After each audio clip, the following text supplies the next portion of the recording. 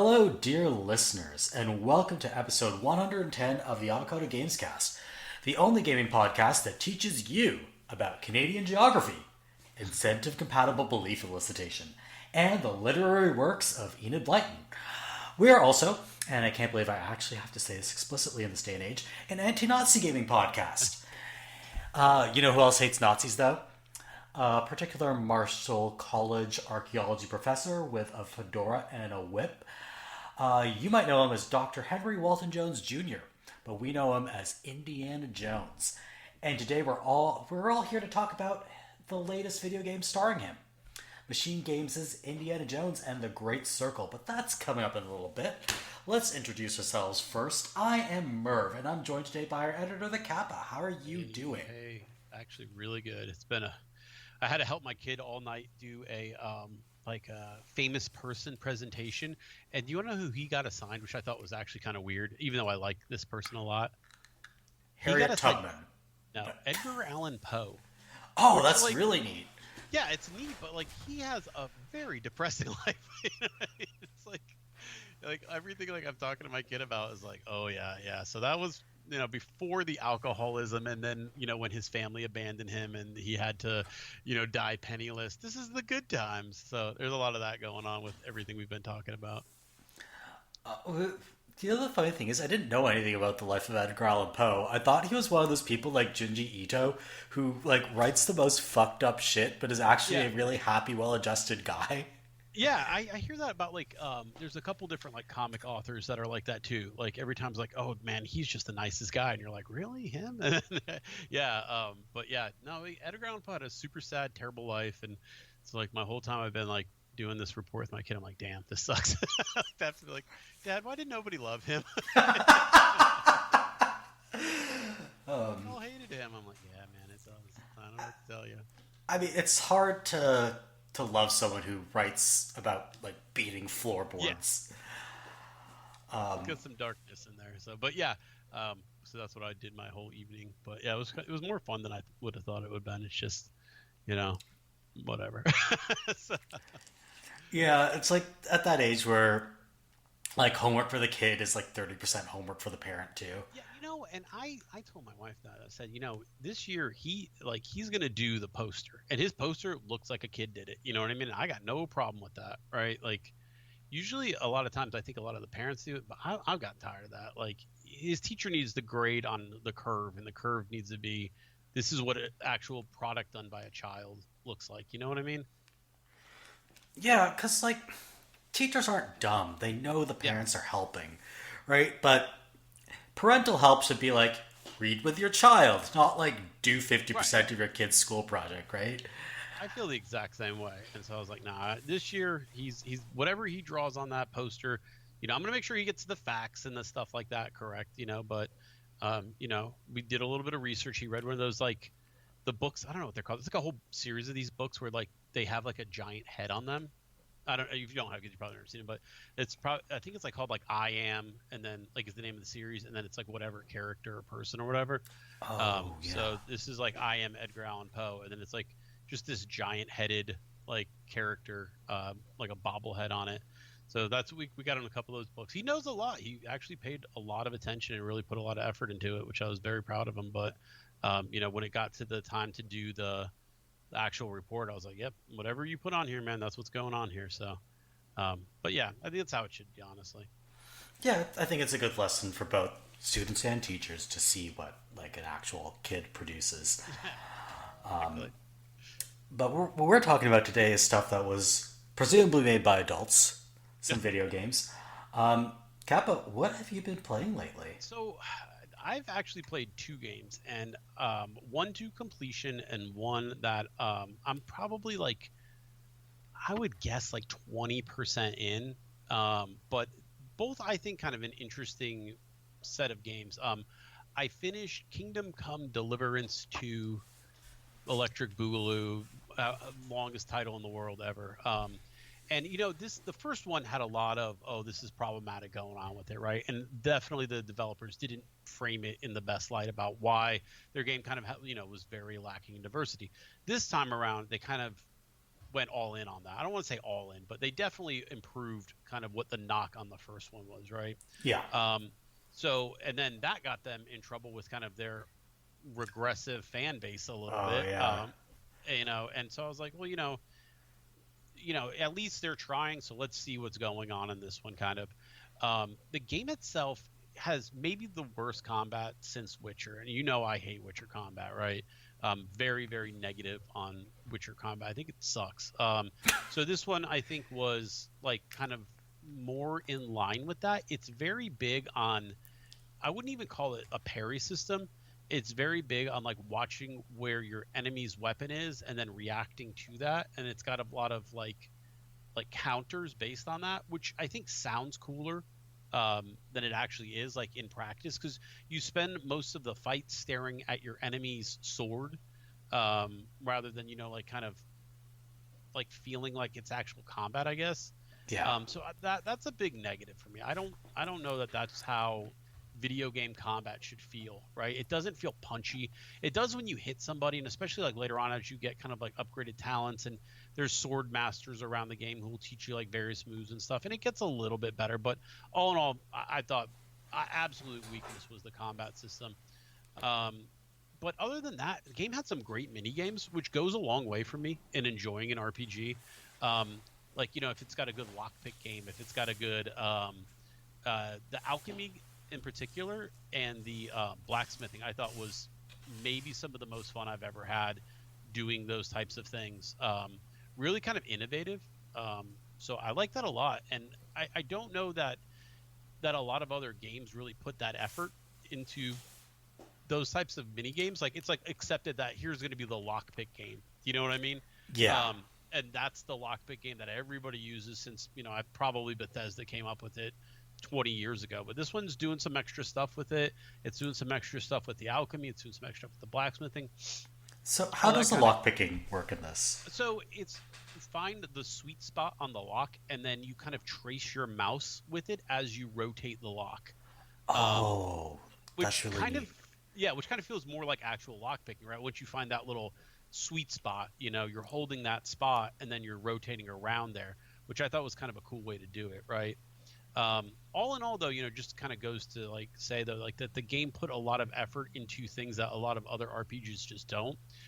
Story was very good. I want to compare the story to like an Oblivion, and like in a good way. Whereas like the game is putting effort into telling you a story that I thought was really actually interesting. Kind of like a Game of Thronesy world of betrayals, and I don't know how much is actually based on like Czech feudal ins and outs and stuff, but what they had going on there was actually really cool to play. So the only thing other besides the combat, one of the other drawbacks I really kind of felt was when it came to the I would say kind of like the systems that the game had, where you're spending a lot of time dealing with upgrades, like what weapon upgrades what area, upgrades what slot kind of stuff. And that stuff feels kind of old to me at this point, kind of archaic, I guess. But in terms of actual like playing the game, it didn't really distract me from it. So all in all, like this was a very solid, like I don't know, I would say like B plus to me. That I don't know that I would have given it a chance had I got one at a big discount, because I had like some kind of gaming cash at some site and it was on a big sale. But other than that, yeah, I really enjoyed the game. Surprisingly, I thought that it was going to be a little bit more of a, I don't know, kind of less historical, more kind of how the first one was, I guess, where it's just a hack and slasher, where it's like, oh, doesn't the life of a peasant suck? But also it's awesome, whereas this was like, you're kind of a servant, I would guess, or like kind of like a bodyguard to the nobility. Yeah. So a lot of the stuff that does suck is, wow, the guy who's in charge of me sucks, but he's also my best friend. Very good gay romance. I don't want to spoil that, but it kind of does something with that. I thought that was actually kind of cool. But yeah, everything I played about it, I actually really enjoyed it. I would just say, one of those like maybe wait for a sale, because I know the first one took forever, but eventually went on sale. Um, but yeah, like that game a lot. And then I started Avowed. I'm probably like, oh boy, I just got to the Gates of Paradise, which I think is like the first big city. So I talked about this before, and I don't know, maybe you got this too, but sometimes when I'm playing a game and I get to the city, it's almost like overwhelming, and I want to like quit right there. Like I'm like, Yeah, oh no, because like all the quests come at you at once, and you don't really know where to yes, go. and you don't know who's important, you don't know what story is going to lead to, you don't know what rewards you want to choose. It's just kind of like it throws it all at you a little bit too much. So I get kind of like overloaded when I get to city. So I've kind of got that going on. I'm definitely going to finish this game though. Beautiful game. It looks fantastic. They did a lot of cool stuff with the character creator too. It forces you into a race, the godlike, but it has a Yeah, lot of cool little options to it. you And get to be a I'm not, mushroom person, right? yeah, yeah, really fun overall. What I've been enjoying that one. But I would say Kingdom Come, I think, would probably be a wait and see if you're kind of on the fence about it. I think that if you were worried about it from like a political angle, I think they've improved a lot of that. A lot of interesting stuff with Roma, with Jewish people. They kind of do a like, I don't want to say like a rounding up of the Jewish people in the game, and the reason is given is like, that the people are angry at them because they're lending money, and it's easy for them to be scapegoated because of that, because if you get rid of them, all of a sudden you don't owe this money to the king and stuff like that. So that was kind of interesting angle. And then they did, it's got a really good gay romance. I was very surprised by it. It felt very touching. So, and not like kind of like the Mass Effecty, like you get to pick this side and it's you just see that same romance from the other side. So I like that overall. Like, I mean, I think if that was your reason, this one maybe deserves a chance on sale. Avowed, more to come. I think Avowed's been getting pretty decent reviews though, and I'm really really liking what I've been playing on it. Yeah, what I've heard about Avowed is like pretty much universal praise for the combat and the like aesthetics and graphics. And what people have been criticizing more has been, to some extent, the writing and the progression system. Which is weird because that's like an Obsidian flipped on its head, isn't it? Yeah, Right? Like, you know what I mean? So far the story's pretty good. I'm not, far enough into really like full on judge it. But what I've played has been, good, not great. So far, I need a little bit more like to string me along to like the missions, because right now it's like, oh wow, a lot of weird shit's going on here. Go figure it out. That kind of like plot. And I'm like, okay, like, why do I care? Kind of yeah, because the going on a little premise bit. is that you're like some sort of imperial envoy. Yeah, Is that it? yeah. And there's some kind of like plague going on in a part of the kingdom that you're tasked to go check out. And the way that kind of plays out is like you fight enemies, but they're like twisted and wrong. So like, Yeah. um, See, between this and A Thousand Times with Us, we're fully in the era of pandemic fiction and video games yeah, now. it really does feel like it. Which, like, to some extent, it's something we all lived through and was traumatizing to various degrees to the entire global population. But like TV and movies are able to respond a little quicker to this stuff. Yeah, Video games, that stuff comes down the line. So I think the it's weird. next couple of years we're going to be seeing this. It's weird to think too that we were like burned out on zombie stuff before the pandemic, because it does seem like it would be kind of like the perfect timeline for some of that stuff.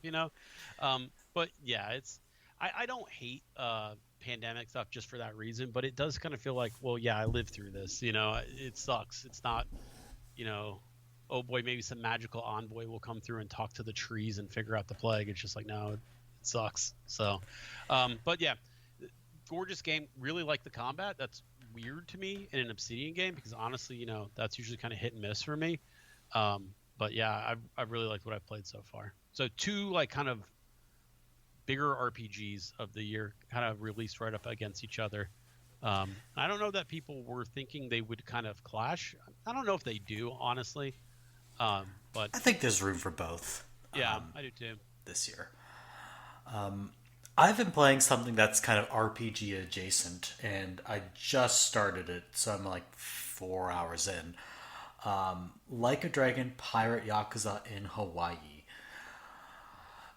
So Hell of a this is title. the yeah. So everywhere else in the world, in the Anglosphere, it's known as Pirate Yakuza in Hawaii. Out in Asia, they're just calling it Pirates in Hawaii, which is a lot like Yeah, they're just keeping the Yakuza branding here because it's recognizable. yeah, and I don't think many people associate Yakuza with pirates with Hawaii. So, you know, uh, I, however that works. I mean, it is pretty ridiculous, but like, it's just a straight up pirate game. At least Yeah, I haven't gotten to the main city yet. I've only like done the intro area, and this is just straight up a pirate game. and that's not a bad thing, man. A lot of, pirate games got done dirty a little bit by that Skull and Bones, I think. But there's definitely room to have good pirate games these days. It just kind of feels like all the air got sucked out of the room with Skull and Bones, and nobody really liked that game.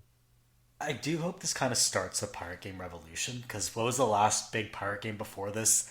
Black Black Flag. Flag, and before that, Risen 3. Yeah, not exactly like household names at this point. Yeah, I mean, like, I'm not counting the last Monkey Island game, because like that's an adventure game, which is a very different sort of game from the whole like pirate RPG experience. Right. Like, not to say it's a lesser game in any way. It's just a very different kind of thing. Yeah, you're a pirate in name only at that point. You're not like, pirating a ship on the high seas or whatever. No, you're solving puzzles, which is its Yeah. own fun thing. It's just not like the pirate fantasy. And like here, mostly you are just doing the pirate fantasy. You're sailing to islands. You've got a crew.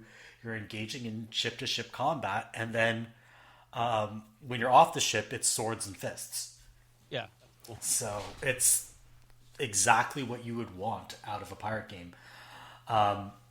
They they do make some nods to it being set in 2024. You kind of have to, right? But Yeah, like your pirate ship can have like rocket boosters attached to it. You're not like rigging the sails carefully. You're piloting that ship like it's a motorized boat. And so far, I enjoy the environments I've visited. It's all been new environments so far. All these new islands, new maps. Ryoga Gotoku Studio reuses a lot of maps.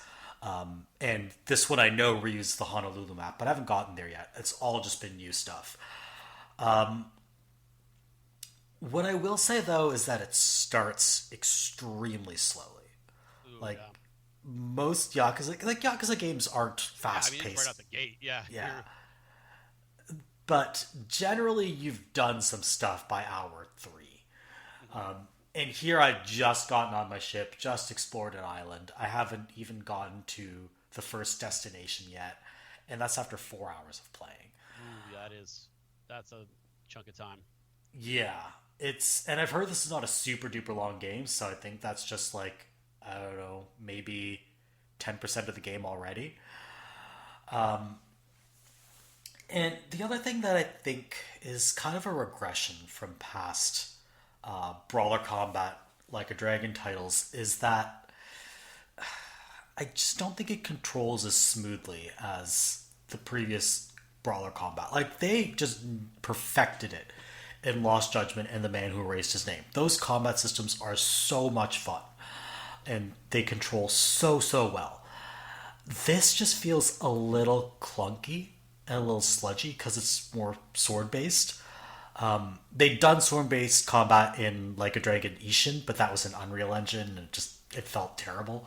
Here it doesn't feel terrible. It just there's some clunkiness in the controls. It never feels like you can evade an attack properly.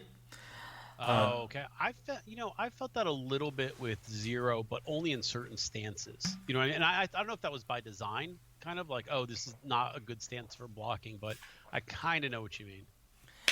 Yeah, and it's something that you don't feel at all in say Lost Judgment. In Lost Judgment, I'm like, okay, I know when I can dodge, I know when I can kind of parry an attack. Hmm. Here, I don't really feel the same way. The other thing is, it makes the cardinal sin of binding, sprinting, and jumping to the same key. Oh yeah, no, So like you have to come to a stop and then jump, I hate that. Yeah, I or hate like that. you run and then jump. You can't be like walking then jumping because you would walk then break into a sprint and then jump. And so it feels really awkward. And jumping actually is a pretty big part of the combat. It's how you do your special dagger throwing move. In one stance, it's how you like Like pirates do.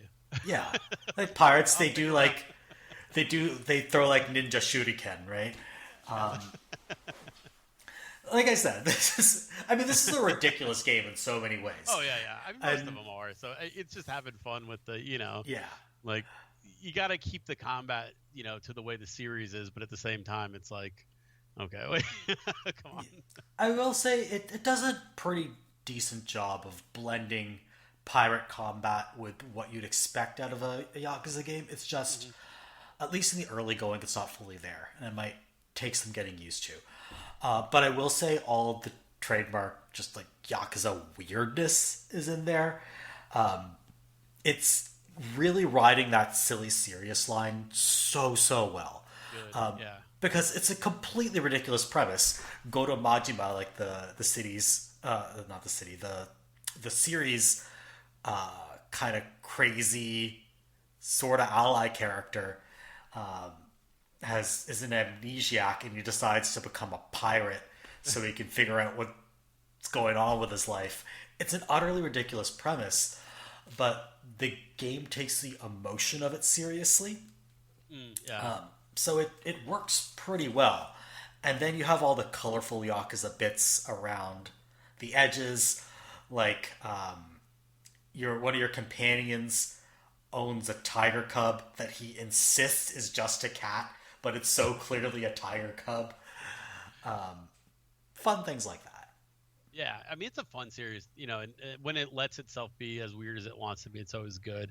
I've never wanted realism in the Yakuza series. I think though they have done like dipped a little into that. Wasn't one of them a little bit more, one of the more recent ones, a little bit more like realistic feeling?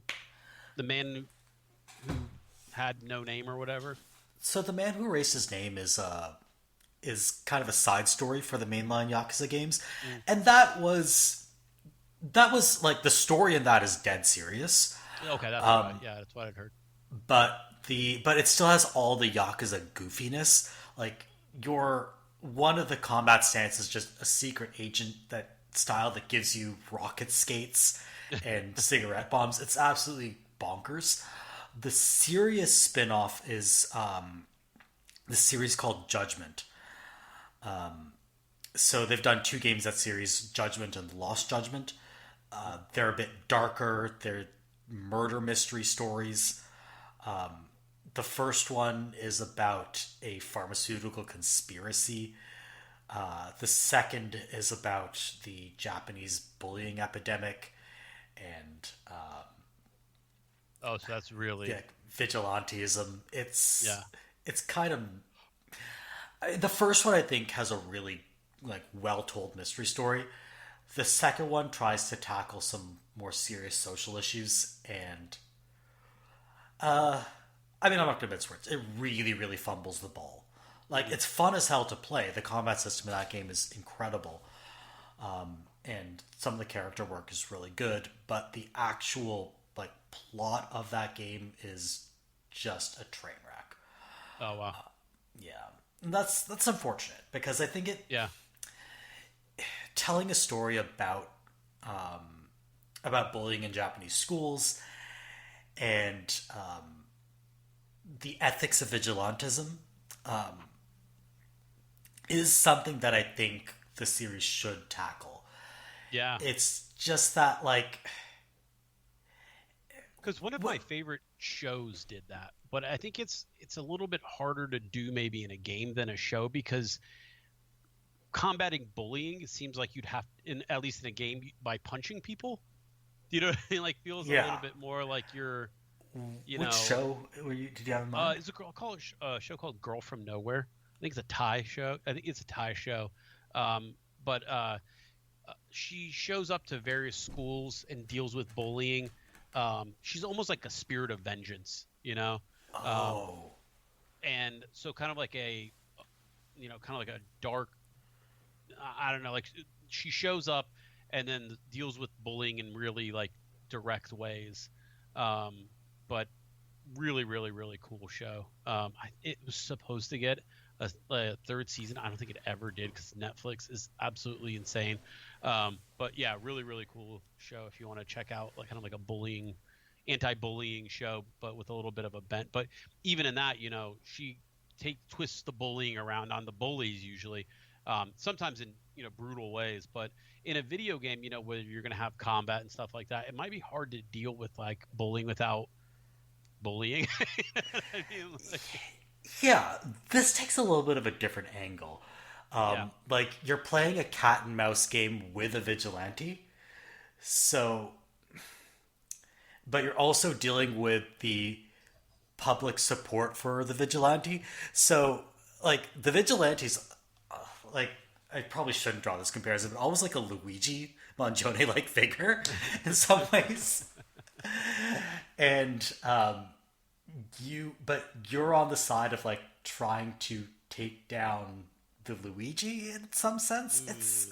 yeah, But it's so very clear that this particular Luigi has gone way, way, way too far. gotcha, yeah, But the game is really not like the game is pretty cowardly about drawing where that line is. It's just like, okay, this guy has clearly gone way, way, way too far, but there's also a version of this guy that you need, and it does not want to talk about like where in the middle the line is. okay, yeah, And I see that's what you mean. that's why it ends up being a little bit messy, and the kinds of things it says by implication are essentially like, well, vigilantism was totally cool when all these corrupt idiots were dying, but now that somebody's gotten caught in the crossfire, now vigilantism is suddenly uncool, and it's like, wait, a lot of people got murdered along the way. Yeah, Are we yeah, sure that was exactly. the correct consequence? Yeah, Like, I know. are we Yeah, sure about this? Like, we're not talking about denying millions of people health care. We're talking about some guy who gave another guy a swirly. Like, yeah. let's pull back a little Yeah, bit here. and that's kind of how like the Punisher from Marvel kind of initially started. You know what I mean? It was like he was supposed to be a villain for Spider-Man, and it was like he took things too far, right? Like instead of being like, oh well, that guy was a speeder. It's like no, he's gonna kill him because he takes things too far or whatever. So you can do that. I think it's just it's a hard line to make a fun video game out of. You know what I mean? Yeah, especially since a lot of the time the villain who takes things too far, Hmm. like, or the villain who has a point, never actually has their original point addressed. Like, no Yeah. one ever finds an alternative way to fix it. It's just like, yes, we acknowledge the villain was correct, but he took things too far, and now the Right. status quo must remain. Yeah. And, like, to be clear, that is not what Lost Judgment does, but it does kind of abut that a little bit. Okay. But anyway, other than that, I really did enjoy Lost Judgment's combat and pretty much everything else about it. I'm hoping that, maybe the story for Pirate Yakuza does fall apart, but so far, the gameplay is a lot of fun. I'm eager to start getting into those mini games. They brought back Dragon Kart for this one. So, like, I'm going to street race on Honolulu roads with my fellow Dragon Karters. There's so many side fun things in that series that make it all worth it. Yeah, like you were talking about mini games earlier, and I was like, oh boy, do I have a mini game discussion for you. But I haven't really gotten to the mini games yet. The only one I've done so far is cooking. So, yeah, eager to jump in and do a little bit more. So before we get to the main topic of this episode, which is the latest Indiana Jones video game, this past week, as this recording, I did watch a couple of recent award shows in the games industry. So the Game Awards, the really big one that's held in early December, and because it's held so early, it doesn't really get to acknowledge games from the entire year. So the cutoff's in late November for nominations, and games that come out in December, like Indiana Jones, can't really get recognized there. But all like the prestigious, let's say, wonky or more academic kind of game awards get given out in February and later in the spring. And so I watched the D.I.C.E Awards, which is put on by the Academy of Interactive Arts and Sciences, and the Canadian Awards, which is put together by some people in Canada. So the D.I.C.E Awards aired on February 13th. And this was hosted by Stella Chung and Greg Miller. One of the nice things they can do, being that it's like not an industry awards show, it's put on by an academy, is they don't have to mince words. Like, whereas Jeff Keighley can kind of be a little mealy mouthed and say, yeah, lots of people are losing their jobs. Greg Miller can go on a big anti-capitalist rant and scream about execs and their cruelty, and then terminate with a chant of like "fuck Elon Musk," and that's all very welcome. Canadian Game Awards is a lot more deferential to industry. It's just like a poorly run, poorly put together version of the Game Awards, to the point where the live stream started 12 minutes late. That's the level of tech expertise we're dealing with here. Yeah. But yeah, you know what? Like, I didn't mind. The D.I.C.E Awards show was pretty boring, to be honest. Yeah, I don't. I think that's every year. At least every time I've watched it, it's a little bit. It kind of feels like they're taking themselves so seriously that it loses any kind of fun feeling to it. At least that's my experience with it. I've never really enjoyed a watch of the D.I.C.E Awards. I think it's going for the prestige maybe over anything else, and that's great, but it makes for a very boring watch, is how I would put it. Oh yeah, for sure. And to be clear, recognize the prestige, and I think they do I would say significantly, but not like drastically, but significantly better job of recognizing indies than the Game Awards does. Oh yeah, I'd agree with that. Yeah. But at the same time, at the end of the day, most of the same games are taking home the awards. Mm-hmm. This year was a little different because of Indiana Jones being such a huge contender, but being out of the TGA eligibility window. That kind of warped things a bit. But when you don't have a big December game, the winners for the D.I.C.E Awards and the Game Awards tend to look pretty similar.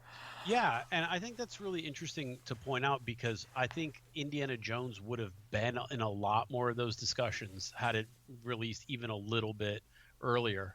It does seem like a lot of that wind got sucked out of its sails from the fact that it released outside of that window, along with some really weird marketing. I think we're going to get into that a little bit later, but oh yeah, we will get into that. And then there was like the Canadian Game Awards, like I mentioned earlier.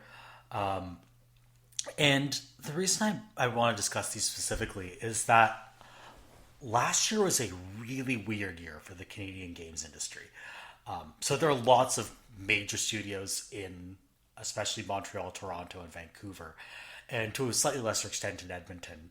Edmonton has a big game dev scene because of BioWare. So historically, there's been a lot of game dev happening there. But like, you don't even see game dev in Canada's two major tech hubs, which are Waterloo and Ottawa. There's basically no game dev going on there. Okay. It's only in the three like big cities, which are Toronto, Vancouver, and Montreal, and then Edmonton for those historical reasons. And like Digital Extremes is in London, Ontario, but like that's the only studio there really.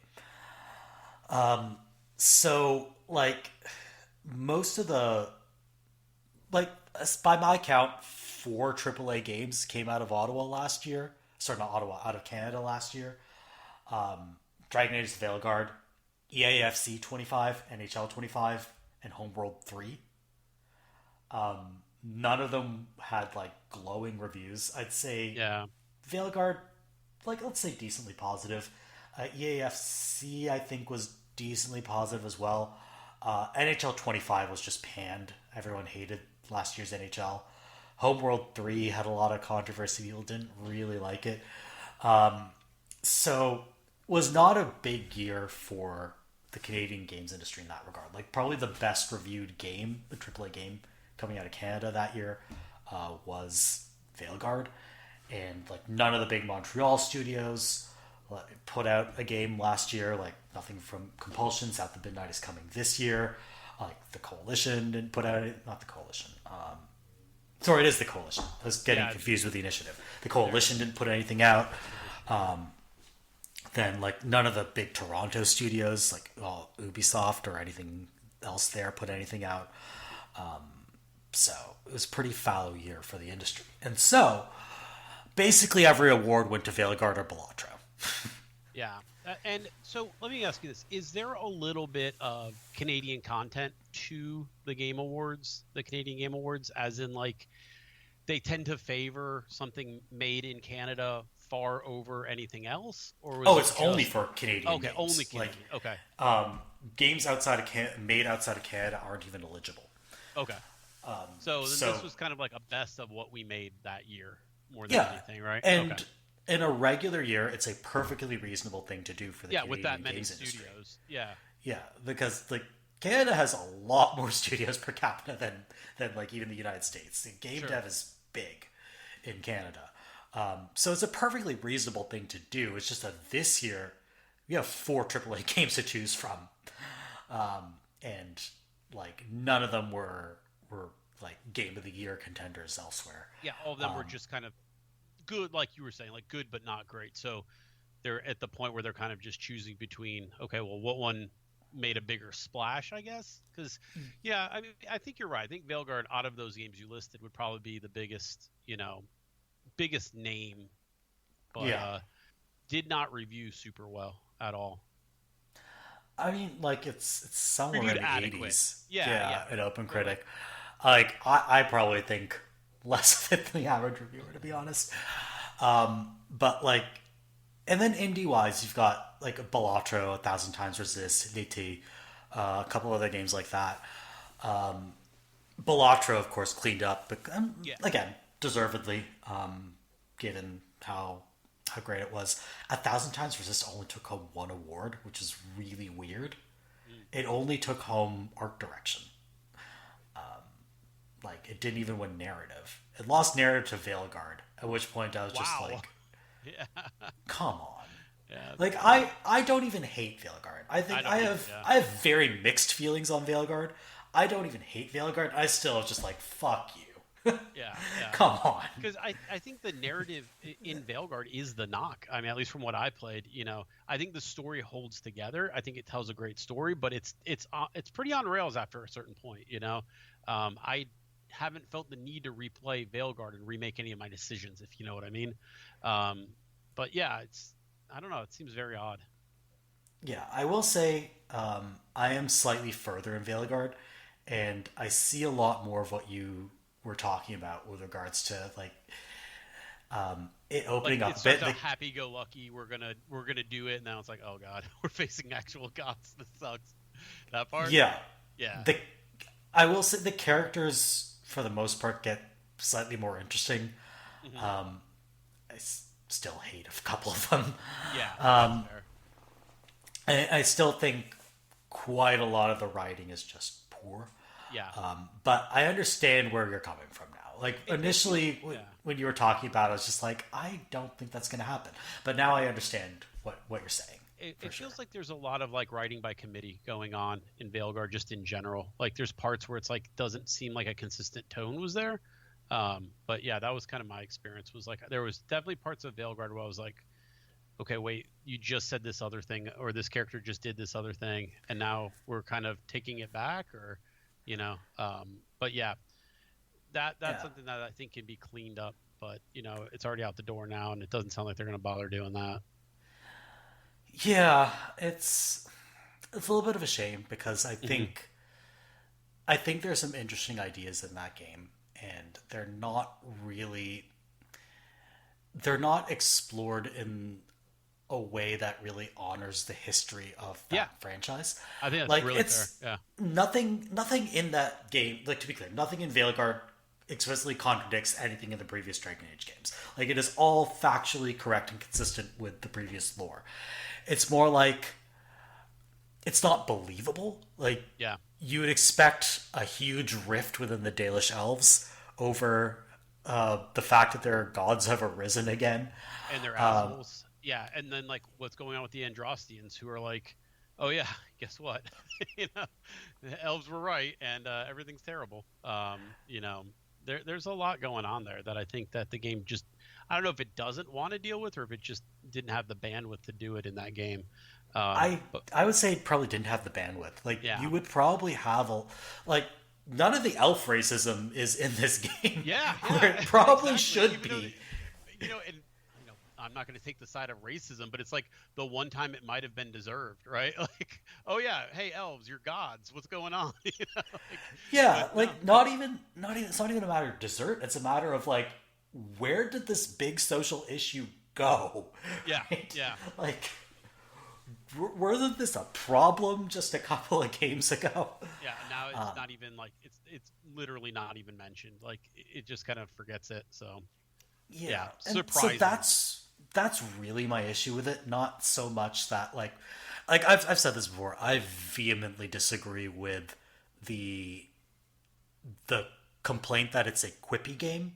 I No, yeah, I think don't. Yeah, it's not. Like, everyone takes everything seriously. It's not quippy. It is not winking at the audience. This is not a Whedon-esque game in any way, shape, or form. I do not understand the complaint. I think people are just like reaching for the most like I think convenient it's and facile explanation for why they don't like the dialogue. And yeah, it's like, yeah. it's not Whedon-esque. It's just clunky. Like, that's the problem. And man, I don't want to defend Dragon Age too much, but like, yeah, I do see that as kind of being a AAA game that maybe would have been better if it was, I don't even know if people play that if it's anything other than a Dragon Age game.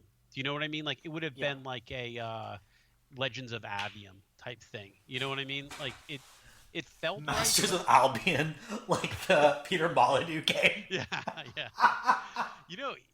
Speaking of other people, man, I played that Godus game so much. I was like one of the original backers back in the day when like that was like a new thing, to be like a backer, and like it was like, oh, we're gonna make money and you're gonna make money and all this stuff.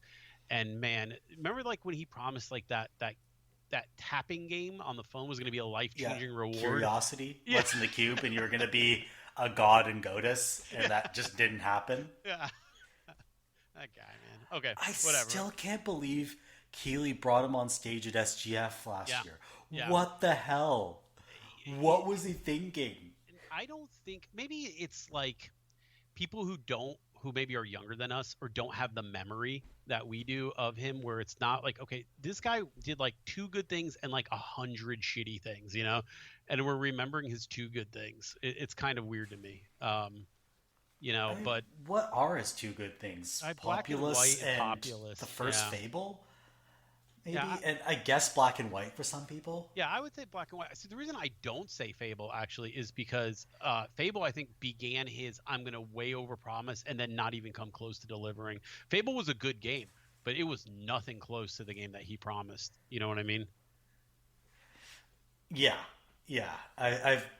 He promised a lot of things Like that, aging in real time, I think yeah. was one of the things he said was going to be in the game, and just like really ridiculous stuff. And yeah, and like most people who were rational were like, of course that didn't make into the game. You know what I mean? But like, there's a lot of people who are like, wait a minute, what happened to aging in real time? I thought he was going to deliver that. And I was no, I never Why would expected that. anyone want that, Yeah, though? I don't know. Like, why is that an interesting mechanic? It's not. Yeah, See, all to say about these award shows, what it boils down to is that, like, giving awards to things, especially like consensus picks, is really tough. They're all going to kind of like coordinate on the same games. Right. Like all these award shows are going to recognize the And then same winners. it feels like a coronation of a decent game instead of like okay, well, this was the best of this year. You know what I mean? Like this is the best that we had. Yeah. Which is a different feeling, I think, than like, if you've got all these categories and all these games and all these options, okay, this is winning some stuff, this is winning other stuff, but when you really only come down to two games, Balatro and Dragon Age, I think that's kind of a tough watch, I guess, to deal with. Yeah, and like especially because these are such weird consensus picks for the Canadian games industry. But like even more broadly, I just don't think that any of these award shows escape the awarding problems that the Game Awards faces. Yeah, they exactly. They're in some ways they're free of those commercial pressures, and don't get me wrong, that's a big thing. Like the Game Awards is the way it is because it needs to pay salaries to people, Right. and that's why it is both an ad show and an award show. And those two things will always be in tension. It'll never be a perfect ad show. It'll never be a perfect award show. And like, I try not to hold that against it too much, but at the same time, like, I don't mind criticizing major corporations and where they choose to spend their money. It's not just a labor of love anymore at this point. There's a lot of money being poured into that thing. So I get exactly what you mean. And I will say, Jeff Keighley has become more of a corporate stooge over the years. The Keighley who railed against Konami or forbade Activision from advertising at his shows is long gone. Yeah, like that Keighley does not exist anymore. Seems like he traded. Well, do I be friends with Kojima? You know what I mean? Like, but yeah, I don't know. It all seems so odd to think back, in retrospect about some of the stuff that was done and said in the earlier version of that show. Yeah, like Joseph, like fuck the Oscars is now iconic. Yeah, but that would not happen at the Game Awards 2024. Oh no, no way. Yeah, like, and I know some people find Joseph Fares be there. It really feels like they would rather have celebrities there than be its own thing. For good or bad of it, I guess. Yeah, and at the end of the day, like my quibble with the Game Awards is almost never what actually gets the award. At the end of the day, it's almost always because they're selected by the games press. Yeah. Right. Yeah. Like any indictment on the awards itself is really kind of an indictment on the games press. And don't get me wrong, I can criticize the games press. It's just like you're not necessarily going to get a better set of winners from the press as you would from the Academy. Yeah, it's the same thing you learn when you watch the Critics' Choice Awards versus the Academy Awards. Generally, you're not going to get like a super different set of nominees and winners. Right. And so, like, I'm fine to continue supporting the D.I.C.E Awards. I think it's fantastic we do these, and continue promoting them, continue talking about them on this podcast. But that's not because I think they're necessarily going to recognize games better. I think it's because it is worth talking about what different groups of people choose to recognize, what the Academy chooses. It's worth looking at 2024 as an entire year instead of doing this weird window that runs from November to November. I think it's worth doing all of that, and I'm always going to look at this more as what would an award show look like free of the commercial pressures, rather than like this is the better award show. And at the end of the day, people, like even the people who complain the most about this they're not tuning into the D.I.C.E Awards. Right. Like every time the Game Awards happens, there's like everyone's on Blue Sky or Twitter or wherever, just like yelling about how terrible they are, and in large part they're right. And then we're like, okay, are you gonna talk about the GDC awards or report on those? Are you gonna talk about BAFTAs? The gaming BAFTAs? Are you gonna talk about the D.I.C.E Awards? And it's always just crickets every single time. Like, y'all gotta get out there and start promoting what matters instead of just belly aching on Blue Sky. Come on. if you're saying it matters, yeah, your eyeballs are the clearest indicator, or your engagement or your tweets or whatever else, right? What are they? Wait, skeets? What are they called on Blue Sky? I think they're called skeets. All I right, don't that's know. terrible. Back to the drawing board. I think it's a joke for Sky tweets, Yeah, yeah, but like not a fan. I don't know.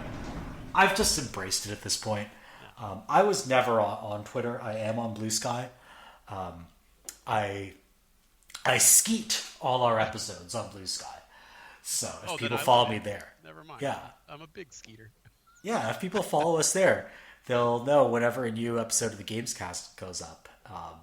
So I skeeted about it the other day when we put out our predictions episode, and everyone was on there.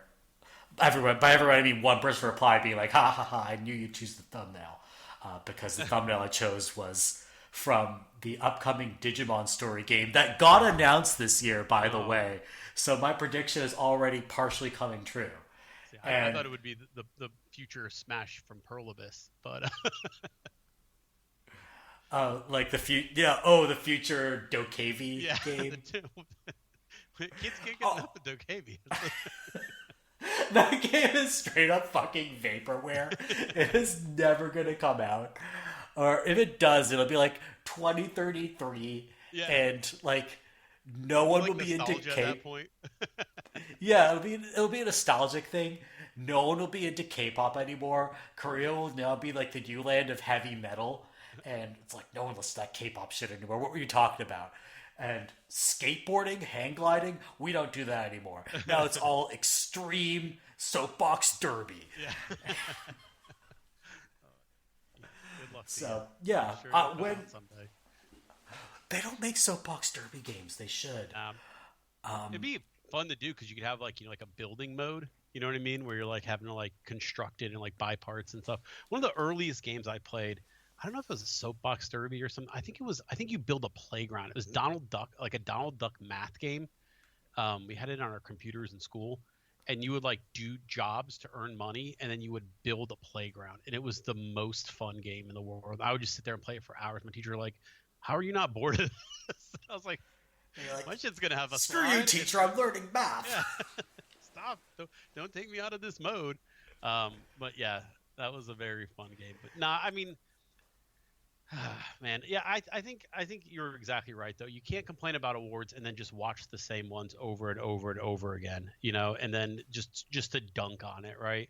I get bored with that, right? There's too many ads. Yeah, there's too many ads. That's how they pay for it, but also that's what like half the show is for. But also, the parts that I have problems with is like you're going to announce all these awards, announce them, let them have their stage time, let them Yeah. feel big, Oh, and that is a complaint I have every year after year. I think it's so immensely disrespectful to the winners. Yeah. Like the way they treat, and I say this as someone who does not give two wet farts about esports. The way that award show treats esports is appalling. Yeah, like why even bother having it if you're never gonna like address it or have its moment, Because you're telling me this is important because it's a category, but you've never fucking shown it on TV, right? So It's which because is they it? can't get Faker to fly Yeah. down to LA, right? Like Yeah. if they got him, they'd be like, "Oh yeah, it's a coronation for Faker," and everyone would be like, clapping and tuning in. But other than that, if they can't get him to show up, then who else outside Yeah. of esports cares, right? Yeah. And like that is part of the problem with running an award show that faces all these financial pressures and challenges. Like I get what constrains it, but at the same time, like the show doesn't need to run. Like the games industry is not going to fall apart if TGAs go away. So, like, Yeah, and the I'm part allowed that to it's- criticize it for the things that keep it afloat. If that makes Right. any sense. And the part that it's filling now is not necessarily as an award show, but it's as a pseudo E3, right? So, Yeah. sure, that's fine with me. Don't have any problems with that. But, at the same time, it does feel like the people who are angry at it for being that, I think that's not justified. I think that's always been in the DNA of that show, right? I think you should want it to present the awards and make it feel like a bigger thing, but not, I don't know that the advertising or the commercialism of it is really whatever bothers me about that show. Yeah, I mean, like, I think you can say, well, the first few years this ran, this was false advertising. I expected a Yeah, real award show. But eventually you kind of have to, like, you know what it is now. yeah, You're not tune being in. tricked. Yeah, Like, the first three times maybe you can say you were tricked, but it's 2020. Well, the last one was in 2024. You cannot say you're being tricked anymore. You yeah. know what the score is. And I think it's fine to criticize it within those bounds. Like, it is also an award show. It does a shit job being an award show. Sometimes whom they choose to bring on stage is a really bad idea. Sometimes what they choose to advertise is, not a great idea. I think all of those things are well worth criticizing. I think But, it's hard like, too to be like Dice or the British Awards or any of these other like more prestigious game awards though, and because it almost does like one of the like I watch a lot of horror movies. One of like the big discussion points is people are really big on elevated horror, right? Oh, yeah. this is elevated. Well, what the fuck is elevated horror? You know what I mean? It's just like it's basically just a I want to say I like this, but I don't want to sound like I also like slashers, right? But that's a kind of a weird argument to have, right? So I sometimes feel like, well, okay, so you want to award prestigious games. What makes Astrobot not a prestigious game? You know what I mean? Or like what makes, any of those other games not prestigious games? Is it just because they sold well, they were popular? That's a really dead end conversation to have. You know what I mean? I didn't like A this because fu- it was popular is a the very funny thing weird. is, the game of the year for both Dice and TGA went to Astrobot. Yeah. Like, So who's prestigious now? they're both prestigious games. I mean, I don't think that's a particularly, like, controversial win. I don't think anyone No, was no, like, no. "Oh God, screw you, Astrobot was just Astrobot." yeah. But that, I guess in other years, you okay. So the winner is Uncharted, and no, we want to give it to whatever the prestigious game that year was. Well, I mean, to me, I don't know that there's very many games that aren't made to sell copies. Even indies are designed to have an audience, right? Um, so I don't know. I never got the feeling that we should just be rewarding games because they haven't been awarded elsewhere. If let the cream rise to the top, and if it's an indie game, if it's a whatever game, that's fine. But just don't feel like you've got to award stuff because some other game show didn't. You know? I mean, okay. What I'd say on that is, I think the space where these things get recognized is in games media. Like, when critics put out their top 10 lists, Yeah, that's where these things show up. Any You're never going to be able to set up an award show that is the award show that recognizes everything that the TGAs didn't. right. Like, that thing is just never going to exist. And so I think we have to stop looking to award shows to be our markers of cultural legitimacy and be like, well, okay, what were the critics talking about that year? Yeah, What were streamers talking about that year? What were the gamers talking about that year? And there's so much great critical writing now out there on video games, and so many heartfelt essays about fantastic video games. That is where I see the recognition that matters yeah. for Kind of like games. of its time. This was what people were playing, and this is what people were doing. But this is what was popular, and this was what people enjoyed. And I think that's a really good point. Yeah, because that's kind of how I tend to look at books, maybe more. Yeah, It's like, oh, hey, this was a great book. I don't know if I'd ever read it again, but here's, when I read it at the time, here's what was going on. Here's what I was thinking. And that's kind of a better way to, because video games ask a lot more of their audience than just sit there and watch, right? yeah, So I think it's fair to say, like, if you're going to ask more of your audience, then okay, well, it's a more of its time thing than maybe other media would be. absolutely. And, like, that's why I think preserving all that writing Oh man, is yeah, like essential. Like, what happened with GameStop and what's going on, like, now with Destructoid and other websites, is so, like, galling. We it's have, easy the lack of like effort just to do what you would consider like what should be like a very basic thing. like, basic preservation. Like, Yeah, just keep the website online. yeah, Jeez. Like, that's why it's so galling, because these were our windows into what video game criticism was in a given year, or even like Yeah. reporting was in a given year. So, I mean, I think I'll just say, I hope critics keep doing their jobs. I hope they keep writing important work about the games they're playing, Yeah. and I hope like those important cultural conversations keep taking place. Yeah, because I agree. Um, Like a top 10 list for me is a way better indicator of what I might have actually enjoyed that year than my game of the year, right? Because who knows? Like maybe I didn't have time to play something, or maybe something didn't click, or maybe it was like Indiana Jones just didn't come out early enough. Doesn't mean I yeah. didn't like the game. It's just okay. Well, that's what was going on at that time, basically. Oh, and like absolutely. If you look at my like number one game of the year, like over the past like decade, there are so many in like narrative adventures in there. There's like Firewatch, Opus Echo of Star Song. There's Pentiment. Last year, A Thousand Times Resist. Right. It seems like I'm a very specific type of gamer. And then you look at everything else that I like that year. It's like, oh, Merve liked this kick-ass first-person shooter. Yeah, yeah. Merve liked this really cool puzzle game. And another good example of that too is how often like your game of the year is actually a game that came out 2 or 3 years ago that you know what I mean? You didn't have time then, or the DLC didn't hit, or something else, and then now you found the time for it. You're like, wow, this game's great. Even though you didn't play it fresh out of the gate, you still ended up loving it. So it's a little bit different to me. Like we do the snubbies, and I think that makes a lot of sense for people.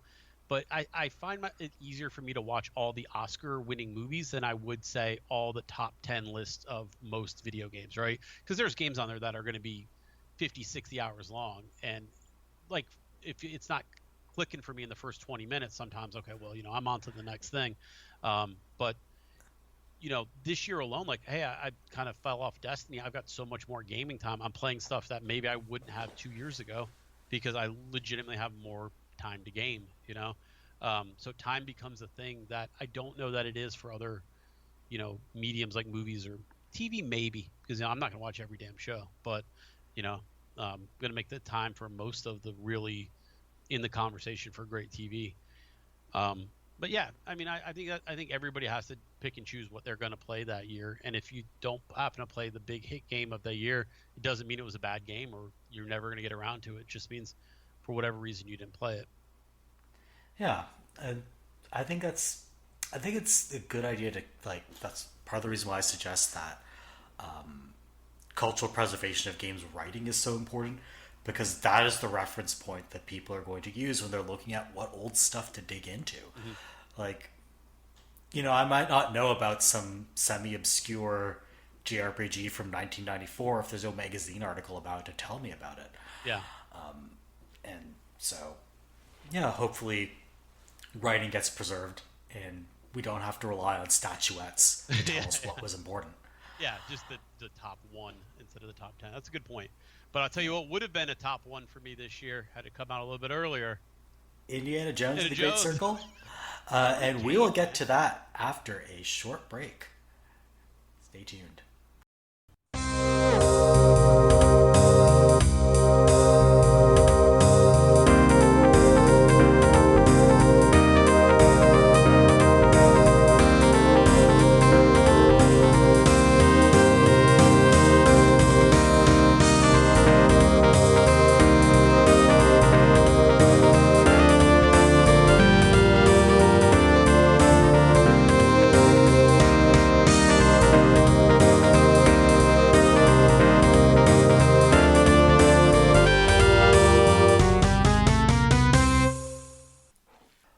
Welcome back, listeners, to the Avocado Games Cast. For you, this was just a brief musical interlude. For us, it was an excruciating wait, full of pain, and just like the kind of pain you might feel if you end up in a spike trap in a temple, like Indiana Jones does in a Game Over. Yeah, so we're here to talk about Indiana Jones and the Great Circle, which came out in December of 2024. But a lot of people are just getting around to it now, such as myself. I unfortunately didn't get a chance to play it last year, and now I finally, in the first 2 months of the year, was able to get through the whole thing. And it's a pretty hefty game. Like, Yeah. I have, I think, 37 hours in it. I would say I would guess 40, but that sounds about right. Yeah. Yeah. It was, and that's doing not like everything. It's not a completionist run. It was doing all the major side content. Yep. So, like, and the fact that we're talking about a hefty game with side content probably indicates to you this is not the game you might have in your head. So, this was probably one of the most weirdly marketed games over the past couple of years that I've seen.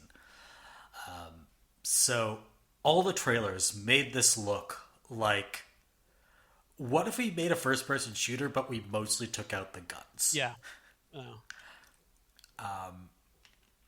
It looked like a really awkward first person Uncharted. And that is not really what this game is.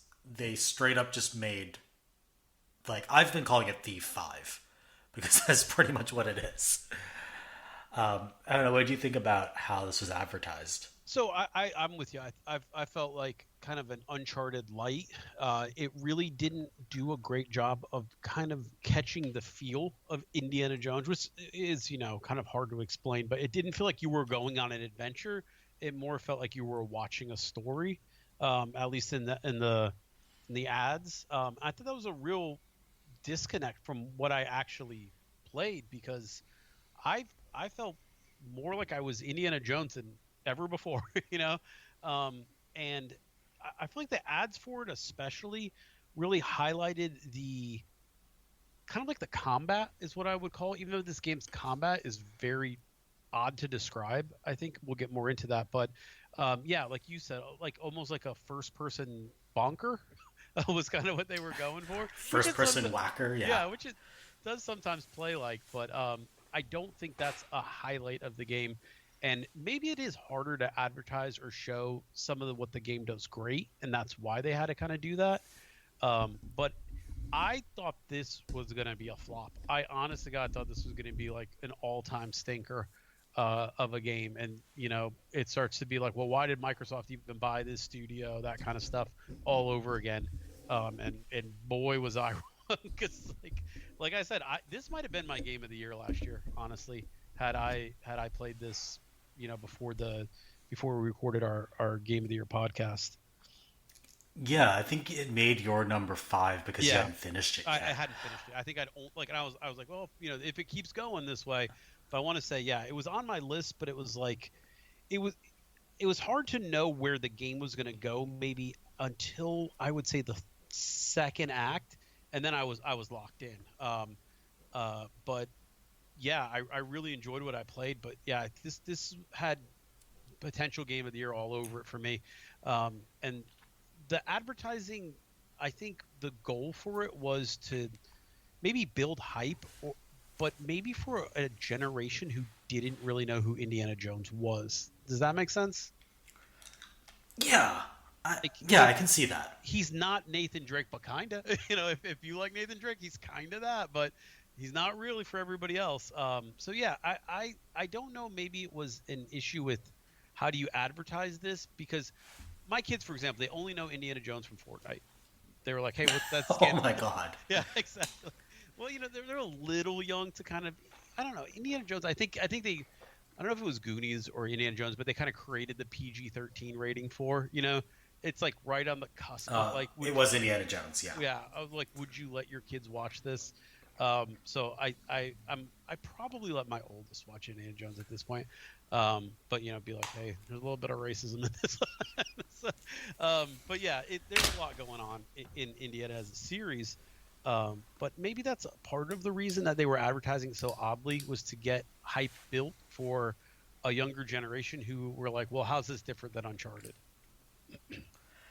And the way to do that was to show it off almost like an Uncharted game, which I thought was really bizarre. Yeah. And like, I get that to some extent. A game where the fun is in like uncovering notes like covertly in Nazi hideouts, and then using them to decode because a lot of the access code on a case is like really hard to show in a trailer. But that is where the fun of this game is. For me, in that game, wouldn't have made sense at all to show as an ad. right? Like you're like, what the hell are you showing this for? But man, when you actually play it, some of the more boring stuff actually ends up feeling really cool. Yeah, it looks boring to like show off in a trailer, but sitting there solving an environmental puzzle and like figuring out how different ancient mechanisms interlock, really cool. Yeah. I mean, boring for a trailer, but awesomely cool. Like planning a route through a fascist compound so you can find like a secret like Nazi money stash. Really cool. Just like how do you show that in a trailer? Yeah. So I kind of get why this was weirdly advertised, but you'd think if you were, Dirk Gustafson or whoever directed this game, you'd be out there screaming from the rooftops, "This is an immersive sim." Yeah, yeah. I never once in any ad that I saw was it portrayed like a sim. Like you are Indiana Jones in this game. There is no bones about it. You are playing as Indiana Jones in an Indiana Jones style game that's basically a movie at times. Yeah. But You are going to spend a lot of time like poring over your notes and yeah, solving puzzles.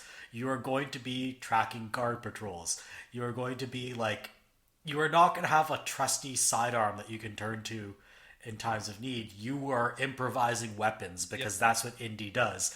Indy is smart, but he doesn't have the resources to just like go in and launch it all out assault. He is picking up whatever he can off the ground to pummel Nazis. Whether it be a fly swatter or or I love that you get a Steam achievement for yeah, I that. do It's too. great. Yeah, that was hilarious. A hilarious achievement to get right off the bat was what was it called, swatted or something like that? That was really good. Yeah.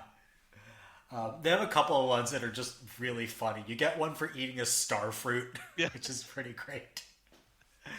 By the way, I love that Indy will just like eat an entire durian. And yeah, that's like, and like each stage has different fruit and like foods in it. Like the Vatican, it's like you're picking up biscotti everywhere. Yeah, it's yeah. like oh yeah, of course that's what would be on a table in the middle of Italy. But yeah, I thought that was really fun too. Um, so I want to get my two negatives about this game, I guess, out of the way, and then I guess we can get more into like the details and stuff. Two things for me. I don't know if they're going to be the same for you, but at least maybe you can tell me. One, I thought game was too dark at times. I played this on Xbox on a TV with HDR, so that might be part of it. But I did feel like there was a certain areas where I was like looking or reaching for some type of like flashlight or light or something like that. So I did think a couple areas were a little bit dark. Is that something you Um, thought too, or? I know what you mean because I had HDR turned on at first, Mhm. and I actually turned it off, Okay, and that improved the game. fixed Not it only for you. that, Yeah. it not only did it fix the game, it looked slightly worse in terms of lighting in some areas with HDR turned off. But the problem was when you have HDR turned on, when you press F12 to take a screenshot, it freezes the game for like a second. Oh yeah. Whereas when HDR is off, it just you instantly get the screenshot. So Gotcha. Yeah. So that was one thing I remember just being like a little bit dark, and I know they were going for that for maybe like atmosphere in some of the stages, obviously, and for some of the stealth sections. But every now and then I would go into a room and I'd be like, I can't see anything in this fucking room, and like I'm yeah. hunting for like one of the notes. Now I played this on. Oh boy, the difficulty is really hard to remember. I played it on like regular. I think I played it on like regular combat and like hard puzzle or something like that. Same here. Okay, yeah. So that's kind of what I ran with it on, but I don't know if it was a little bit easier, or like maybe the things are a little bit more lit up, because I think on different modes, does it highlight things differently or different difficulties? Is that what it does? Oh, the easy puzzle difficulty. The puzzles are just flat out easier, Oh, okay, and they okay, like half give the solutions to you. gotcha. That's at least that's my understanding. But I just went for the highest puzzle difficulty because I'm like, oh, whatever, I can handle it. Yeah, the And puzzles yeah, always I fun. could. Yeah, okay. The puzzles are not that hard. So then my second negativity, which I think maybe might be something for some people, like actually might put them off the game totally. I kind of struggle with the map system. I get that it was cool and immersive and stuff like that. But there was a lot of times I was trying to like look at the map and figure out what the hell it was even trying to tell me. you know, and then that's not really good when you're trying to find your way through a really like labyrinth style area of where the hell you're supposed to be going. Um, the maps were Oh, a little tough. yeah, it works better in Gizeh and Sukhothai, which are pretty flat, but the Vatican has a lot of verticality, Yes, and it can exactly. get very confusing Yeah, very fast. and like you're up and down, and you're in a tunnel, and you're out of a tunnel. And there's a little bit of areas where I was like, okay, the mini map wasn't driving me crazy, but there's definitely parts like, okay, this could have, for the sake of immersion versus the sake of me being able to get from point A to point B, this could have been done a little bit different. Yeah, I think I'd agree with that. Like in the end, I like having to look at the map and just like, okay, I I'm indie. I don't have like can't go into a pause menu. I have to look at the map, figure Hmm. orient myself.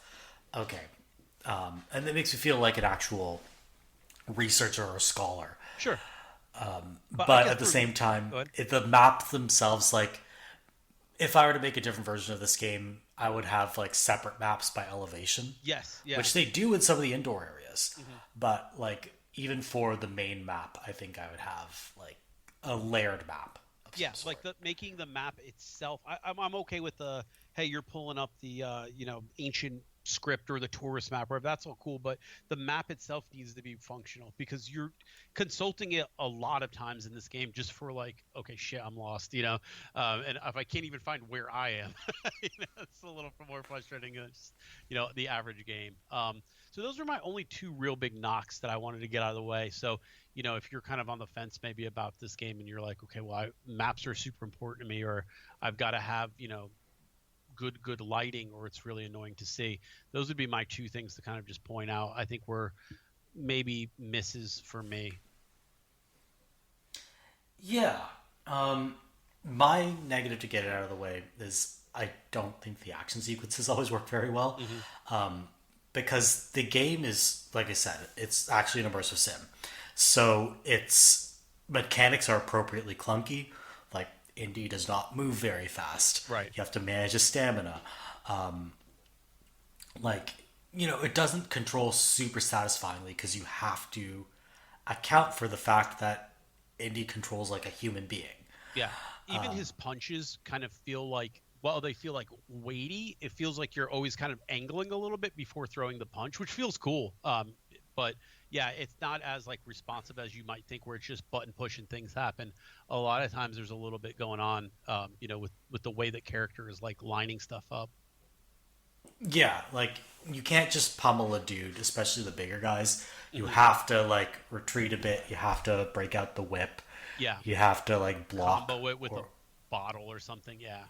yeah. I mean, you should pretty much always have a bottle or a Yeah. hammer or something in your hand. But yeah, I would say like this is a game where you cannot expect to play like a video game hero. You are playing like a very athletic human. Yeah. And so this works really well for the like immersive sim aspects. It works when you're doing the stealth sequences. It works even in like the hand-to-hand combat when you're kind of forced into it. But when you're trying to do a daring escape, like sometimes the jumping or like the mantling or climbing will let you down, Yeah. and then Absolutely. you're like knocked back to an earlier checkpoint. And you're like, oh god, I have to do this same 5 minute stretch again. Yep.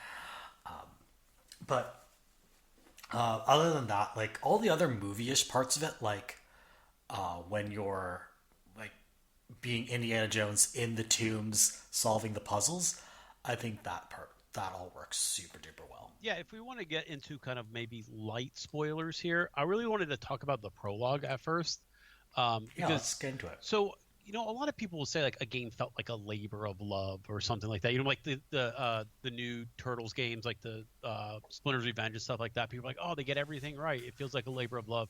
Um, that's what this game feels like for me for Indiana Jones fans. But it's weird because that's we're kind of old at this point, so a lot of Indiana Jones fans are either probably going to be way older than me and not want to give video games a chance, or haven't really interacted with a video game in years. So it's kind of a weird market, I guess, to figure out. But it starts basically with the iconic boulder rolling scene out of Raiders, right? Where the boulder is rolling down, and you're doing the whole like weighing out the sand for the idol. Now you've seen Indiana Jones, right? I know you're not a big fan. I've seen Raiders, but I barely remember it, and I haven't Okay. seen any of the other films. Okay. So, but like that's kind of like your little bit of like nostalgia. And I was like, okay, this whole game better not be fucking me replaying. You know what I mean? Like all these moments. But you're having a dream, and then you wake up and you're at Marshall College or University. I don't remember. Marshall College, Marshall yeah. College. But A fake college in Connecticut. yeah, Yeah. and from there on, it's very like just the college part I'm talking now, like, which is a prologue. Some stuff does happen. It's not just like push Y to walk or something like that or jump. Um, but the prologue is very well done. I was like from the get go, like the fonts felt right. The college felt lived in. Like all the set dressing of the college was just amazing. Every room felt like it belonged on a college, and it was there for a reason. The janitor's closet felt right. The infirmary felt right. All the displays and stuff just looked like something a college would do. Not a museum, a college, because it's just kind of some stuff is just like thrown on a shelf, right? Other stuff is like behind glass, but Oh, like they super duper nail. Like if you look at university buildings that were built in like the 30s, the 20s and 30s, they look exactly like yeah, that. I mean, this is like they nailed this college part.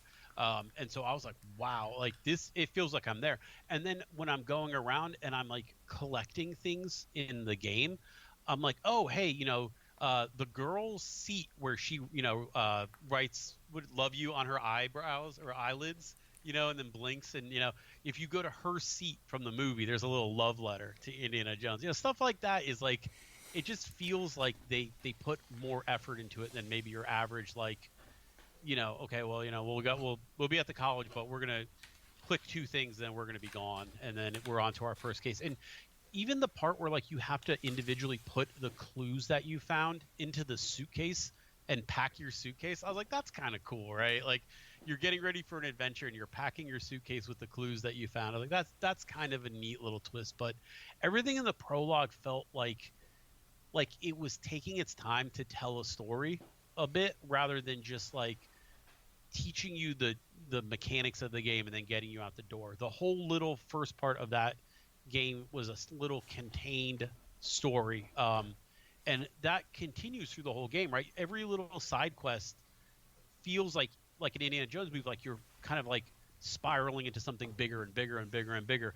Like the very first quest is what, like, find the missing cat mummy. Right? Yeah. You're like, what the hell am I doing this for? But then like, oh, there's reasons. And so I thought that prologue set, at least for me, it set the tone so well, that another game might have just kind of slapped something together and got you to, the meat of the game or the action of the game, where this one was like, we're going to take our time. We're going to make this feel like Indiana Jones. And then, after this, you're going to be playing the whole game, but it never felt like it was rushing you, to like not get all those collectibles, see all those things, do all those things. And I thought that was a really smart way to kind of do a prologue in an Indiana Jones game. Oh, like it's such good prep for the Vatican where Yeah. you're not necessarily always in hostile territory. Yeah. Sometimes you're just walking around doing adventure game Yeah. stuff. Almost like And tourists. Yeah. Stuff. Yeah. yeah, that's exactly what this game is teaching you how to do. It's teaching you how to tour a location, how to look for evidence, how to observe hmm the environment around you, The and initial then you apply the skills later. the Sorry, go initial ahead. puzzle it gives you is after like a little fight with Tony Todd. I think final role. I love that guy. I'm gonna miss him. Um, Yeah. as the one of, like, it does a fight scene, and a lot of games have done like you can't beat this boss fight, but this game does it kind of in a fun way. Like it makes it really clear Indiana Jones stands no chance against this giant Goliath of a man, right?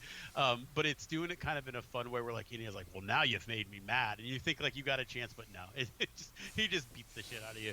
And I thought that was really well done.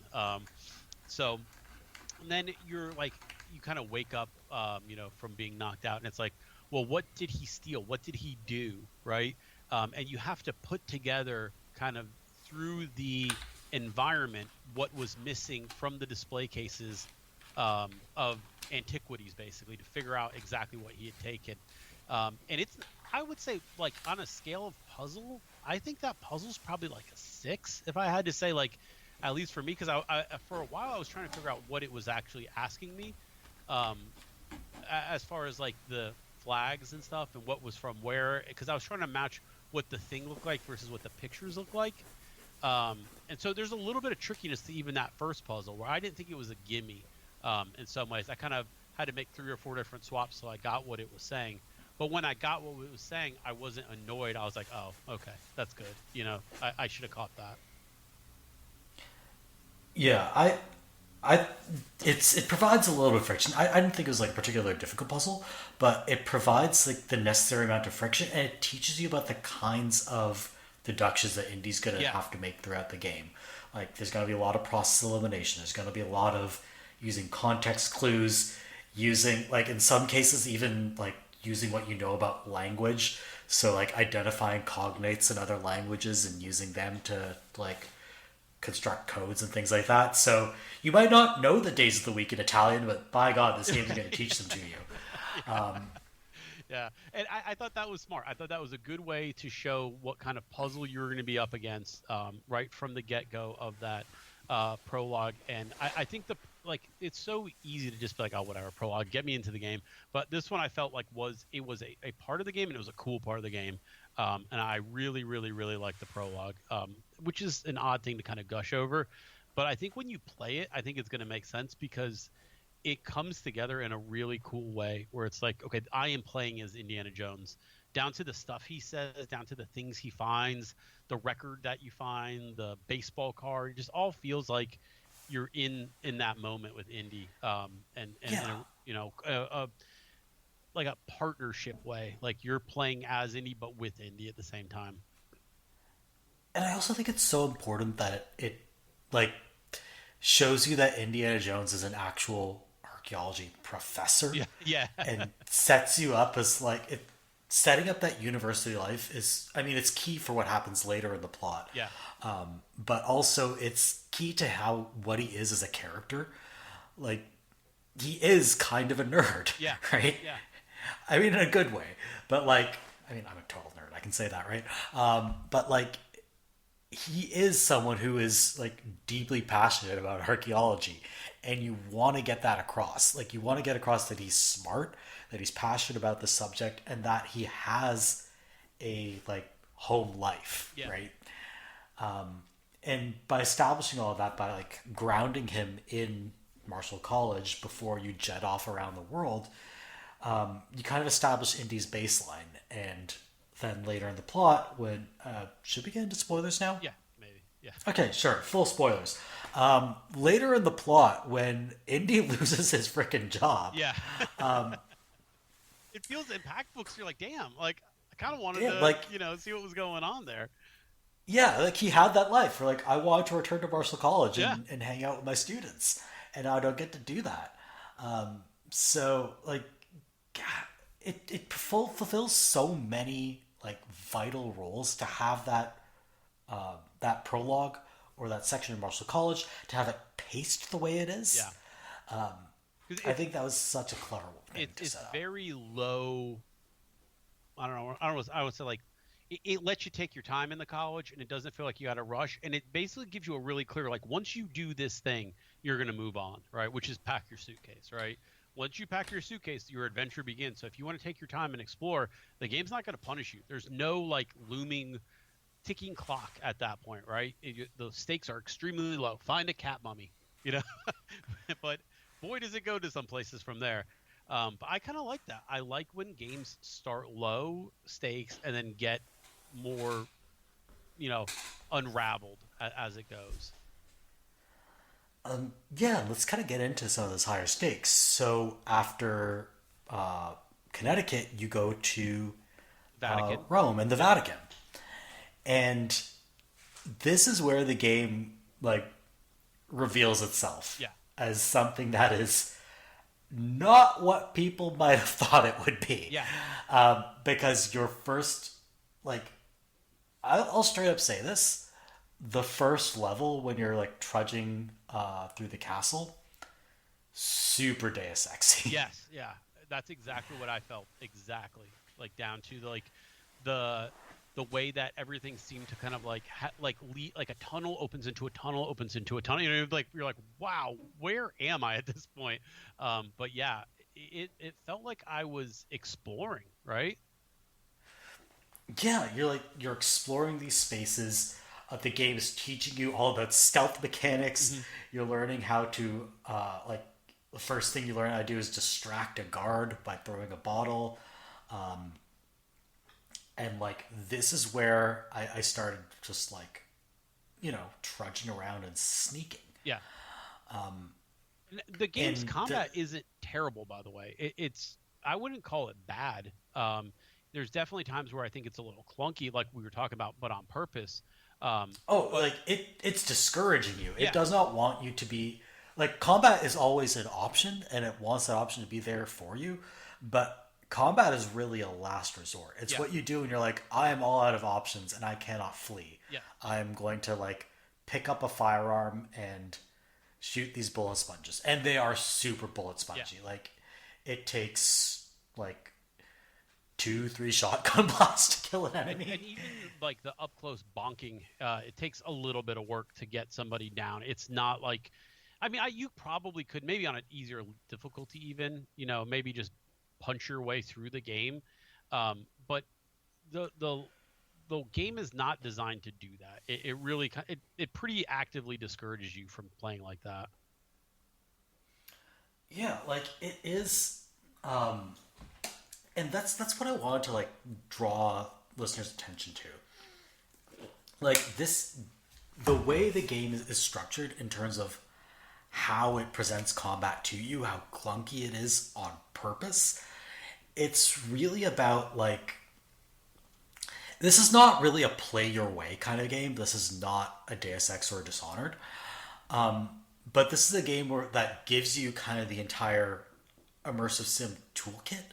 It just doesn't give you like you don't have an extensive inventory system or whatever. It Hmm. just give you the liberty to kind of deploy stuff Like even like a Last of whenever. Us, where it's like, well, I'm going to carry a shiv, so if there's a part where I don't want to sneak, I can just use that, right? Now there are times where you're like, oh, this weapon is like a one shotter. If I carry this thing around for long enough, this hammer is going to give me a good bonk that'll get me out of a jam if I need it.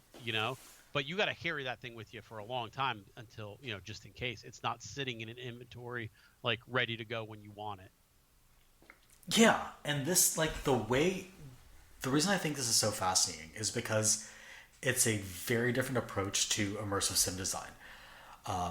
Immersive sims usually they allow you to kind of make a plan and make a pretty extensive plan, and then when that plan goes awry, you are hitting F9 and like Yeah. quick loading, Or the right? game's giving you a whole bunch of stuff in your toolkit, like, okay, hey, you got this, like I said, like the shiv, you got this one offer thing that if you screw up, you get yourself out of it.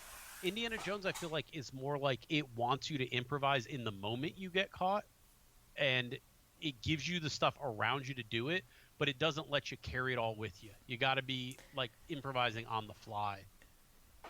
Yeah, like you cannot like you can do a little bit of scouting and say, okay, I can see that there's a cane over there that I Hmm. can whack a fascist with. Which is what But they're you are called in not the going to be game, able. by the way. Like, so they're just like Yeah, they're fascist, like dialogue. yeah Nazi number one, fascist number two. Yeah, It's great. Machine Games makes no bones about what they believe, yeah, and I appreciate that. Like the game expects you to do this, right? It's like okay, you can sort of like get the lay of the land before you go loud, but if you go loud, you are going to have to think of what to do on the fly, yeah. and this is like maybe fail forward design is the wrong term. That's more of like a tabletop term for like okay, if we fail this encounter, then the DM will keep coming up with a story for us. But I think the same principle sort of applies here in that like if you mess up a stealth encounter and you end up having to go loud, you're not thrust into a situation where you're like, okay, I might as well save scum or I might as well Yeah, reload a it's quick not a save. fail state. Yeah. Yeah, you weren't thrust into a situation where you're like, okay, now I have to see what tools are available to me in this room. I have to go, pick up a hammer or pick up a wrench or something and whack some fascists. Okay, do I have an escape route? Where's my escape route? Yep. And you cannot necessarily plan this all out the same way. And this really encourages you to adopt different gameplay styles. It doesn't encourage you to just sneak or just shoot or just try to talk your way out of something. Early on, since we're still talking about the Vatican, I found that gun like in the guard shack. There was like a gun, and you pick it up, and I think it's got like 5 shots. But the game really makes it clear that the second you shoot this thing, it's on. Like everybody in that stage is coming for you, and you better have a plan after you fire those 6 shots, right? I thought that was really smart, right? Because it gives you a tool. If you want to carry it around with you, you can, but it's not going to be sitting in your inventory like we're talking about. You're going to be physically carrying this gun up and down ladders and stairs and stuff like that. And if you use it, it's not going to get you out of trouble. It's going to get you out of trouble right then, and then it's going to get you in more trouble. I thought that was a really cool, like, giving you that gun in the very first area was like almost like a gift and a trap at the same time. Yeah, like when you go loud in this game, like you better be prepared to deal with the consequences. Like 5 guys running around the corner, you're looking on the ground. Like, what do I got on the ground? Okay, I got a bottle, I got a hammer, I got some kind of guitar. All right, like get the bonking. And you're making that choice, like, do I throw this hammer or do I keep it for an intimate bonk, if you will? Like every now and then you're like, oh, this shovel's good. This one's gonna get me 2 or 3 good ones, and then like after that, I'm on my own. But I've got something for 3 guys now. Oh, when I found that skill book that increases the durability of your weapons, I was like, that was a game changer. Yeah. I was like, I can do so much bonking now. It's great. I think the shovels go from like 3 to 5 bonks. Yeah, I think 5 at the end. Yeah, I think I don't know if it starts out at 3, but I remember it being 3 by the end of the game. And you like, it sounds silly, but like you start to appreciate that, like when you find a good like thing, because you're like, okay, I can't, like we're saying, you can't carry it in your inventory. You can't just like keep it on you, but you're like, okay, now I have a plan for the next 3 guys if I screw up, right? But after that, if I have to face 5 guys, I'm looking on the ground. I'm, looking for a path. I'm running away. I'm resetting it, stuff like that. I mean, when I face 5 guys, if I'm looking on the ground, it's because I dropped my sandwich. But yeah, it's like that. Like I know the feeling of like, I don't want to say euphoria, but happiness when you get a durable weapon, because there are definitely times where you're like, oh, that mandolin looks interesting. You pick it up and you're like, 2 bonks. Yeah, exactly. I can't do jack with this. I guess this thing's worthless. I'm dropping it. But yeah, and then having to make those plans as you go through a stage, it's just you're not penalizing yourself if you get caught. I never felt like I wanted to reload a save. There was definitely times where I was like, ugh, I could have done that way better. But I still kept going. I didn't feel punished. Yeah, and it's so.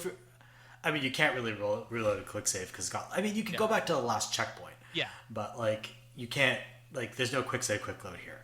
But like to your point, it feels like indie. Yeah. Right. It feels like that's something Indiana Jones would do. That he would kind of screw something up and then improvise, as opposed to just like perfectly executing a plan. He's not Bond or Remington Steele or what have you, right? Yeah. And so yeah, like the first area, the Vatican, is this really intricate level, like this really intricate level with a lot of interconnected paths. You know how the joke I was making is, how Deus Ex has ducts? Yeah. Indiana Jones has scaffolding. Yep. Scaffolding is the ducts of. They do white paint, which I appreciate. I'm a pro white painter, or yellow flag, or whatever you want to call it. I'm a fan of that. It's really stuff. subtle too. Yeah, it's not. Like, it's not. I didn't even actually notice it at first, and then I was like, "Oh yeah, this thing is trying to lead me by the nose." Speaking of embarrassing things that took me a long time to realize, it was 33 hours into the game when I figured out how fast travel worked. Yeah. It doesn't present it to you as an option until I don't even think there's a menu. Yeah, I think you just got to figure it out. Yeah, it doesn't. There's no tooltip or anything. You just have to like walk up to a sign and realize that selecting the destination on the sign Yeah, it takes takes you you there. there. Yeah. Yeah. And the fact that I didn't feel like I really wanted or needed it for Yeah, no, most of the game. I never had a problem walking. But Yeah. so the second area was Egypt, right? Oh yeah, it's Giza. Yeah, and now Um, I'm going to say something that maybe is a little blasphemous, but I think in most video games, actually, Egypt's kind of boring. Like not Egypt itself, but the way the video games portray Egypt, right? It's always kind of like flat to me, where it's just like, okay, well, there's a monolith or an obelisk or whatever, and you can't really do much, and you can't really go in there and explore. It's just kind of this thing that's there, right? Whereas this game, I didn't get that feeling at all. I thought Egypt felt really cool for a change. it felt like a place where people existed and Yeah, had livelihoods. yeah, Like they deliberately take you to the village. They deliberately like set you in the work camp, hmm so you understand that there are people here. yeah. It's not just desert and pyramids. Like a lot of, that's what I feel like a lot of video games in Egypt are. Is like, okay, well, so I saw the pyramid, so I guess now I got to wander around in the desert because that's the only two things that are in video game Egypt, right? But no, Oh yeah, here you never even wander around yeah, really in the desert. You like every place you go is either a dig site or a village, a camp or a tomb, right? it feels really alive. Like you were saying, like it feels like these people are here doing stuff. Like, and you're not in the way, but this is what an archaeologist would do if he came here. This is the kind of stuff he'd look for, try to kind of be about, and then the feelings feel cool. It feels like there's a lot going on there. Oh, absolutely. Like the fact that they're all like this is also. I mean, it's like about 10 years after the big like Egyptology revolutions, hmm right? Which were like 1910s, 1920s mostly. Of like, I mean, like from the late 1800s onward, you have mostly French and English explorers kind of going in and looting Egypt and all its treasures. And so this is a little bit after that era, but it's like in terms of like it being set up with all those dig sites, like that's what it would feel like, right? It's not just this untouched thing where two or three archaeologists go in and they're doing all the manual work with maybe a couple of field assistants. Like these are huge operations Yeah, with like dozens of laborers who are like kind of working overtime to plunder the country yeah, of its riches. yeah, And the game does not shy away from like explaining that reality, yeah. which I think is really neat. It's why I think it felt more alive maybe than in other games because it felt like not that there was like a sense of urgency, like there's a time ticking on the clock, but it feels like, oh, all this cool shit is going to be found, and I want to be, I'm either going to be one of the people who helps find it and gets it to a museum, or I'm going to be too late, right? And that I thought was kind of a smart way to kind of like get into like maybe the urgency without having real urgency in the game. Because it does kind of say a few times, but there's not a ticking clock in this mission at all. Yeah, Giza is pretty leisurely Yeah. compared to the next Oh yeah, area, the next one Sukhothai. is a little bit more. Yeah, yeah, a little bit more frantic, I would say. But yeah, uh, overall, I would say Giza was probably like my least favorite of the areas, but I don't hate it. I actually like it more than I like most Egyptian games, and I thought that it sets like it continues a feeling in the game where this is getting bigger and bigger and bigger, and it also sets you up against against the Nazis, which I thought was good because I Yeah. was like, yep, they're here. They're assholes. They're tearing everything up, and you better get to it. It's probably my least favorite area too, but I still liked it a lot. Yeah, And then next you jet off to the Himalayas, yeah, which is not like so. Vatican and Giza are like full, huge immersive sim yeah. Big levels. maps. Yeah, Yeah, this one is more Himalayas like a is more set linear. piece, I would say. Like this is if you're familiar with like a Call of Duty single player, this is when you get to play as like the side character for one map to kind of like get the story a little bit more. Not that the Himalayas is bad. I think this is probably, but there's cool stuff It's going more on like here. the introductory level when you first get to Yes. Italy. Yeah. It's very linear, Yeah. but in a good way. It, And then at the end, it gets quite non-linear. Yeah, this one I feel like is setting more of a story beat maybe than some of the other ones. This is getting the story moving about what you're looking for and why. Yeah, and it's where you find out what happened to your companion, Yep. Gina, her sister, Laura. By the way, Gina's played by Alessandro Mastronardi, whom English-speaking audiences probably know from the second season of Master of None, where she played Aziz Ansari's character's girlfriend. That's so like. Sorry, go ahead. Good time to point out how great the voice acting in this game is. Troy Baker, I mean, Jesus, like he sounds just like Harrison Ford. There is no way around it. There's line reads that he does in this game that are just incredible. But yeah, so he nails it. Yeah, absolutely. And like Alessandra Mastronardi's very good. She's great. Tony Todd's great. Tony Todd's very good. For me, I would say, like, Troy Baker's performance is just like this incredible thing.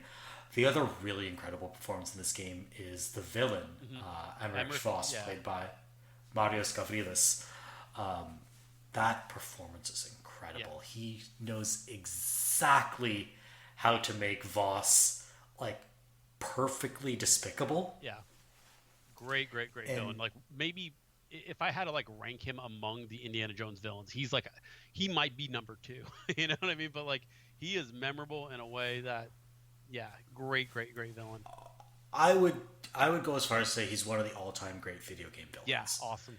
He is just like, it's an incredible performance. It's incredibly well written and observed. Like, it's this perfect blend of he hates everyone around him and thinks they're all incompetent, but is so despicable himself. And he's doing it for his own means, but his own means are just as bad as what the Nazis are doing, right? A lot of times I feel like they try to like soften why some people would work with the Nazis. Like, oh, but they're the ones who are, digging up all these antiquities, so I want to be one of them. And it's like, no, he's just an asshole. All these people are assholes, and he doesn't mind working with them, and he's got his own, reasons for doing it, but they're still awful reasons, basically, right? Like, he's a shithead. Oh yeah, we're going full spoilers here. Like, he wants to be able to teleport. Yes, basically. Yeah. That's his whole deal. He's like, I think I've unlocked the secret of teleportation, and doesn't realize that what he's actually unlocked is the biblical flood. Yeah. Which like comes back to bite him in the ass in a spectacular way. But up until that point, like he got that perfect blend of cockiness and condescension, and you see the people around him, you're like, okay, it's kind of warranted because the Nazis are idiots, right? Yeah. And then you realize that his cockiness and his arrogance are his downfall. And one of the great things it does is that Indy has history with him, and like talks about how like he doesn't care about any of this stuff. It's not important to him what this means to this civilization. He calls him like an amateur, right? Like he's just there to get the stuff for his own reason.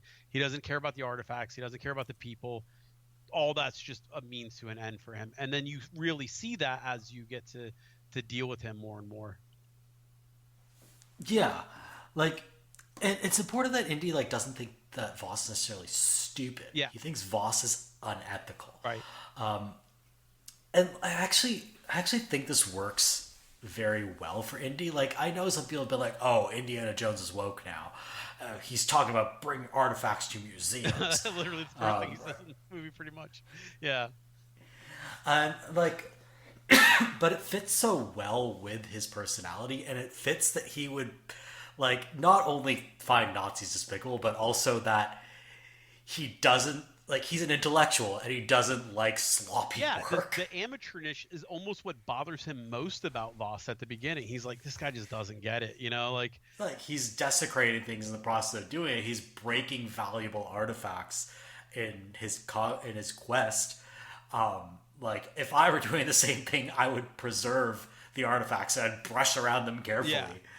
and which I think it's very funny, but it's fitting for the character. and like he's like, well, he's gonna get this one thing he wants, but he's gonna destroy 10 other things on the way to getting it, and that's what he hates about it. Is like to him it's just a goal, it's just a mean to an end.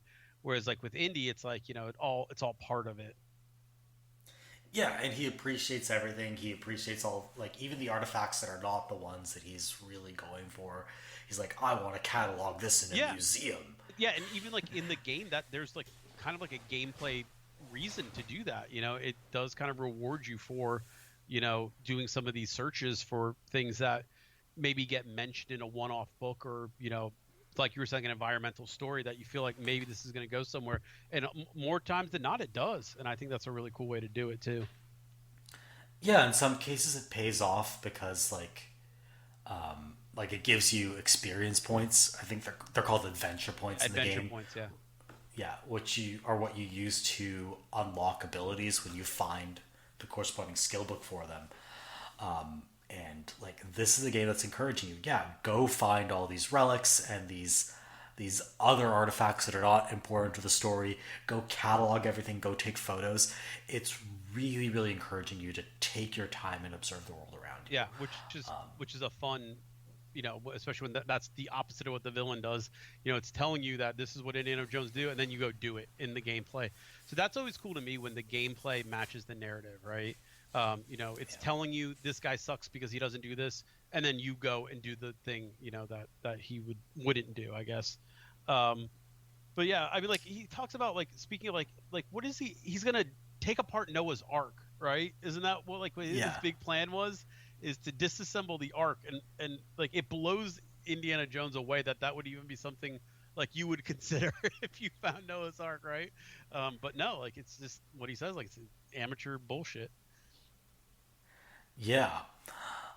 So after the Himalayas, you're off to Shanghai. Yeah. Which is that I would say is like, not much is going on in Shanghai. No, but like, I don't know. This is probably, I mean, like, if you're looking at like a graphic buzz reel for this game, that area to me was just beautiful to look at.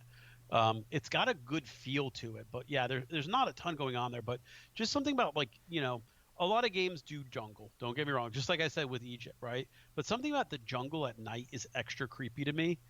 Even though you spend most of the time in the camp, it does feel like, the area around you is danger. You're talking about Sukhothai. I was talking about the area in between when you go to Shanghai. I completely forgot about that part. Yeah. Yeah, sorry, not much goes on there, except there's a cool plane sequence. sequence. Yeah, a lot goes on in Sukhothai. Yeah, okay. Sorry. I was messed up there. Shanghai is like, there's not much to say there. It's linear. Linear. I think the best set piece of the game is that plane chase. Yeah, that is cool. That's pretty cool. But yeah, then it's off to Sukhothai. Yeah. Which is a province in northern Thailand, and that area I think is so cool. Yeah, like, this is where the game. I love the fake out where you think you're going to be exploring around the hotel. Yeah. And you do that. You do all that sequencing there. Like, you go, like, sneak around the trucks, and you pick up a few items, and you're like trudging around the hotel, getting the lay of the land.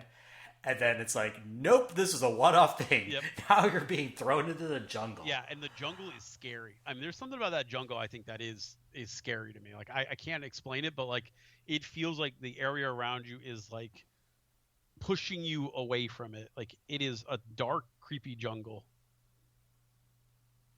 Yeah.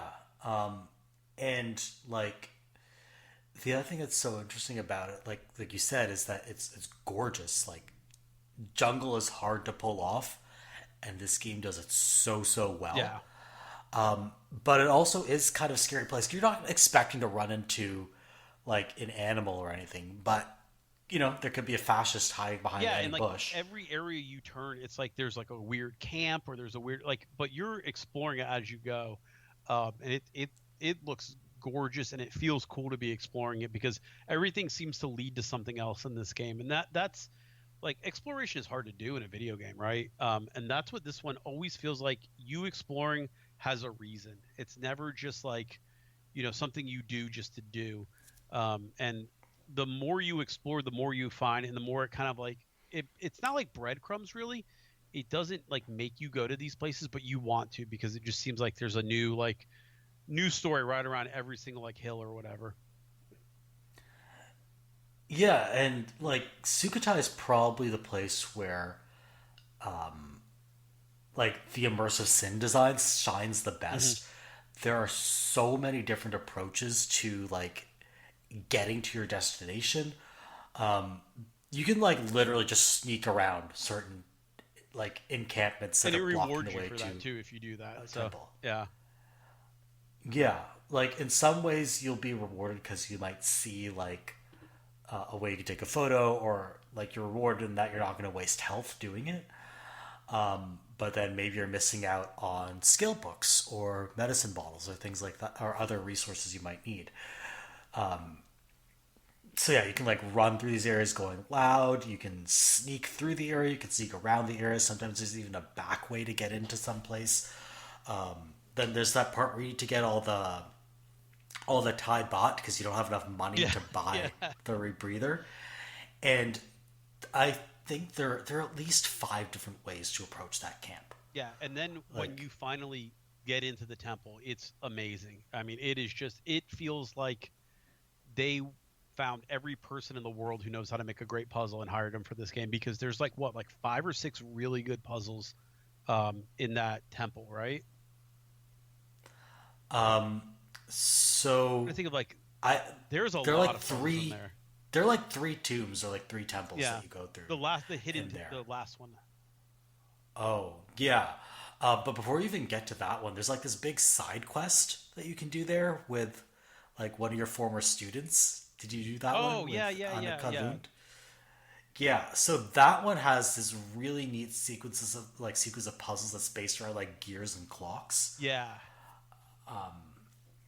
And then like speaking of people whom you thought might have had quote unquote good reasons for working with the Nazis, or in this case the fascists, yeah, you find out some not so great things about Yeah. her, and then Yeah. she tries to kill you. Yeah. Yeah. But it's okay, she loses her arm in the end, which is very funny. Yeah. Yeah, though that clock puzzle or that clockwork gear puzzle was a tough one for me. I kind of had to like sit there like almost like draw it out, to figure out exactly what it was asking me to do. But cool puzzle. And then it just kind of just it keeps giving you those puzzles one after another. Um, Yeah, like there are a lot of those in the game, and those end up being really finicky because you mhm, have to go back to previous locations, steal all the gears, and then go do the puzzles in a specific order right. because they require extra gears. I ended up not doing that because like I wanted to play some other games, so Yeah. it's not like I was ever bored. Yeah. Like I still wanted to keep playing the game, but I was also like I have 2 other games that I should be playing right That's what now, I so guess, I'm kind of not ended it. sure what the difference would have been if I turned the puzzle difficulty down, but because I thought the puzzles were difficult but fair. I didn't think there was a Yeah, lot where if I didn't sit down and try to figure out what it was asking me to do, I was going to be lost, But there was definitely somewhere where I was like, okay, I tried really hard not to go to the internet for these puzzles as well. I was trying to figure these out on myself. And there's a couple where it's like, oh man, I've got to go back like 8 rooms to do what I think I need to do. And you're like, that can't be right. There's no way they would make you do that. And then, yep, that's what they made you do. So, but yeah, it wasn't a bad puzzle. It was just kind of like the way you had to think of it was a little bit trickier than what most video games would have you do. I think most would maybe not hold your hand, but definitely like make it a little more gameplay easy to figure out what they wanted you to do. Whereas this one was like a little bit more. I don't know. It's hard to explain. It didn't have a problem breaking the game immersion to make you do the puzzle the way it wanted it to do it. yeah. I would say I think it's refreshing because I hate the pattern of like companion characters screaming at you, giving you the Oh yeah, solutions to yeah. things. And like the other thing, like I guess what I'm getting at is like it's always like okay, the solution to this puzzle has to be in this room, and then you're playing like escape room the game, right? But in this game, it's like no, it might have been something you missed. It might not even be in this. It might even be in this area. You might have just totally missed it, which can feel frustrating sometimes. But in this game, I never really felt frustrated. I was like, well, there's another puzzle to solve up ahead, and I'm not going to be too worried about that. Uh, whereas, Usually the answer was in the room, but not always. And then once I kind of figured that out, I didn't get as annoyed, I guess. Yeah, you know the answer has to be within Yeah, reach because the game is not designed to soft lock you. But sometimes you have to dig a little bit. yeah, or Like consult sometimes you your have to notes, backtrack. or yeah, stuff like that. Like it's not just the answer isn't always just like look around the room and figure it out. Oh, sometimes it's literally like, yeah, you have to go back through all your notes and Yeah, be like, okay, what was I told? What did I uncover earlier? What was in that mandatory letter that I had to pick up to advance the plot? Like, and I think that's really neat. It's like forcing you to use your resources, whereas like, instead of just like handing you the solution on a platter. yeah, I agree. Yeah. So I especially liked those pressure, not the pressure plate puzzles, the one where you have to rotate all the like soldiers in a very specific Yeah, like so they're all facing. facing Yeah, the same way. yeah, and it I found that really fun. yeah, and And actually, like, I found the first one really hard. I think the game has you do like three of them. I found the first one hard, and then the next one was just like, I'm a pro at this now, and I solved them in like 20 seconds. but it was a cool puzzle because when you figure out the way to face them, I think it also kind of felt like, oh, okay, I'm learning, I'm getting smart now, like I always talk about Absolutely, with yeah. puzzle games, it's like, okay, now like I feel smart when I do certain things. I would feel smart solving a lot of the puzzles in this game. I mean, like when I solved the last big one where you're doing it with the actual humans, and I solved it in like 20 seconds, I was like, oh damn, Yeah, I'm yeah, I've good learned a now. lot. Yeah, and Yeah. the game definitely does make you feel like you learn the language of the puzzles in the game pretty quickly, and that's why I was wondering, especially with like what would be light mode in this game as far as puzzles. I don't know if it would be as fun, and I don't know if the puzzles would make the game more fun or less fun if they had kind of had you do it the way I think that they would have had to make it easy. Yeah, I'll have to look up exactly what it is. I can't remember if Like it's they give you hints, more yeah. hints or if they like actually made the puzzles easier. But yeah, honestly, at that point, I don't think the puzzles in this game are like that No, hard. oh no. I think if you're having trouble with them, just like There, I would start hard and then like consult That's a what I would walkthrough if say. you're having Yeah, I would trouble. say I wouldn't recommend starting on easy puzzle. I don't think you need to do that, honestly. Yeah, I mean, I honestly think the difficulty of this game is pitched just right. Yeah, Like I was challenged whenever I got into combat because it's actually pretty difficult, but I never felt like that was just encouraging me. Okay, you really need to stealth this section, or no, you do need to get a little bit better at the combat. You need to manage your whip. You need to manage your blocking a little better, yeah. etc. Oh, one other thing I did hate. I hated dogs in this game. I'm sorry. They annoyed the shit out of me for some reason. I was so annoyed by the dogs in Italy. I forgot about that part. Oh yeah, I ran into them most in Egypt. Yeah, I forget, is it the revolver or the the whip you whip. have You to have use to to scare crack them? the. Well, Yeah. I guess the revolver would probably work, but you have to crack the whip basically the second you see the dog. And if you don't, the dog just kind of like latches onto you, and you can't. I don't know if you can. Can you knock out the dogs? I don't know if I ever managed to, or if it was just something that was like they kind of like you hit them, they run away, right? Yeah, that's one of machine games like trademarks, which is they're evil dogs. In Wolfenstein, they're Yeah, Panzerhunds, yeah, right? I don't know why they keep going back to the evil dog well. I just want to hang out with some chill yeah, puppies, you know? yeah. Well, they hate you in this game. I'll tell you that. They bite the shit out of you. And the whip crack mechanic is a little bit annoying because the second you crack your whip, bad shit happens usually. It definitely can like alert the people around you and stuff. So I was really frustrated by those dogs. That was the only enemy type that I was just like straight up annoyed by. I did have a really fun, like, speaking of accidentally alerting enemies, I did have probably the funniest version of this where I was standing up at a guard tower and and I was in disguise. So, like, I was in a Nazi disguise on a guard tower. So I was just perfectly blended in. And then I took a zip line to get down. but there was a guard standing next to Yeah, me on the guard tower, and in mounting the zip line, I knocked him off the tower to his death. that's awesome. Yeah, you can push people in this game. It's They've definitely advertised the push feature very early in this game, yeah. so they give you a couple of So times to do it too. That's pretty funny. yeah, in this case, it was completely accidental. I didn't realize that like mounting a zip line had collision. Yeah, yeah. And it was very funny that like the game supported all of this, and now all of a sudden everyone's like, "That guy's not a real Nazi," and they're like shooting their rifles at me as I'm trying to escape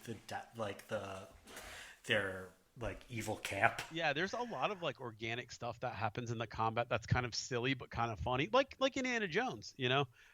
There's a lot of Yeah, stuff that happens where you're like, man, that's kind of funny that they actually planned that out. But yeah, and then I guess the last stage is the Ziggurat of the right? yeah.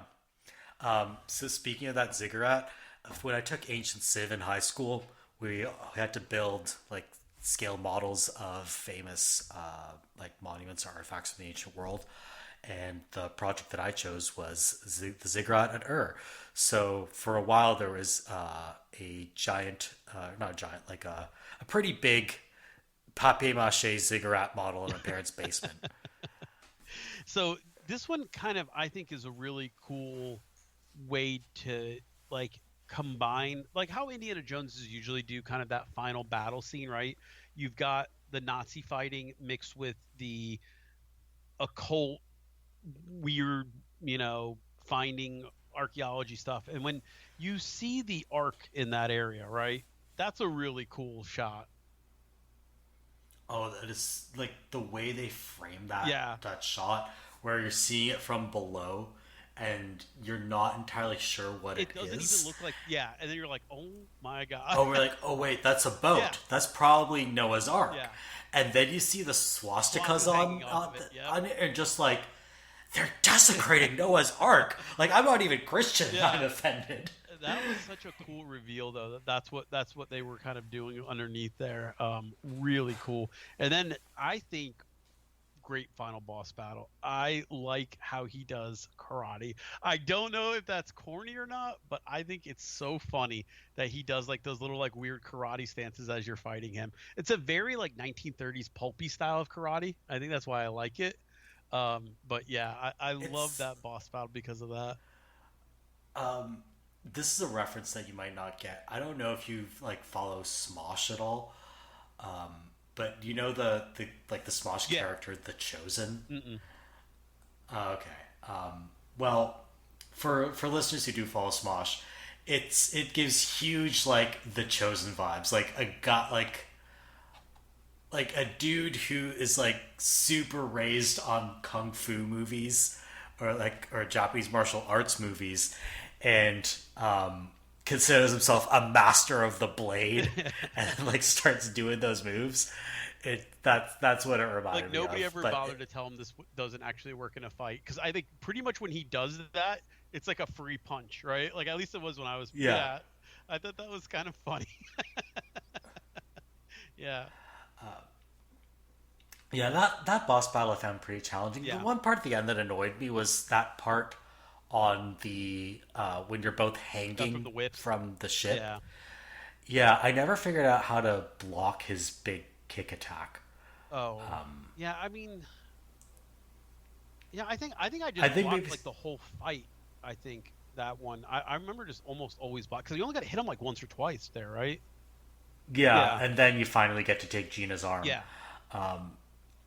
Yeah, I think I was just getting the block timing wrong. I think you actually have to parry it, and that's why it wasn't working. Um, but yeah, other than that, I did find the final boss fight very funny, Yeah. but in like a good way that like exposed how corny he is as a human. Yeah, again, like very Indiana Jones thing to have the final boss fight like be like exciting and relieving, but also okay, yeah, this guy was kind of corny. Yeah, The karate stuff it does made me like laugh so hard, man. I don't know what it was. it's great. Yeah, It is fantastic. I do love that.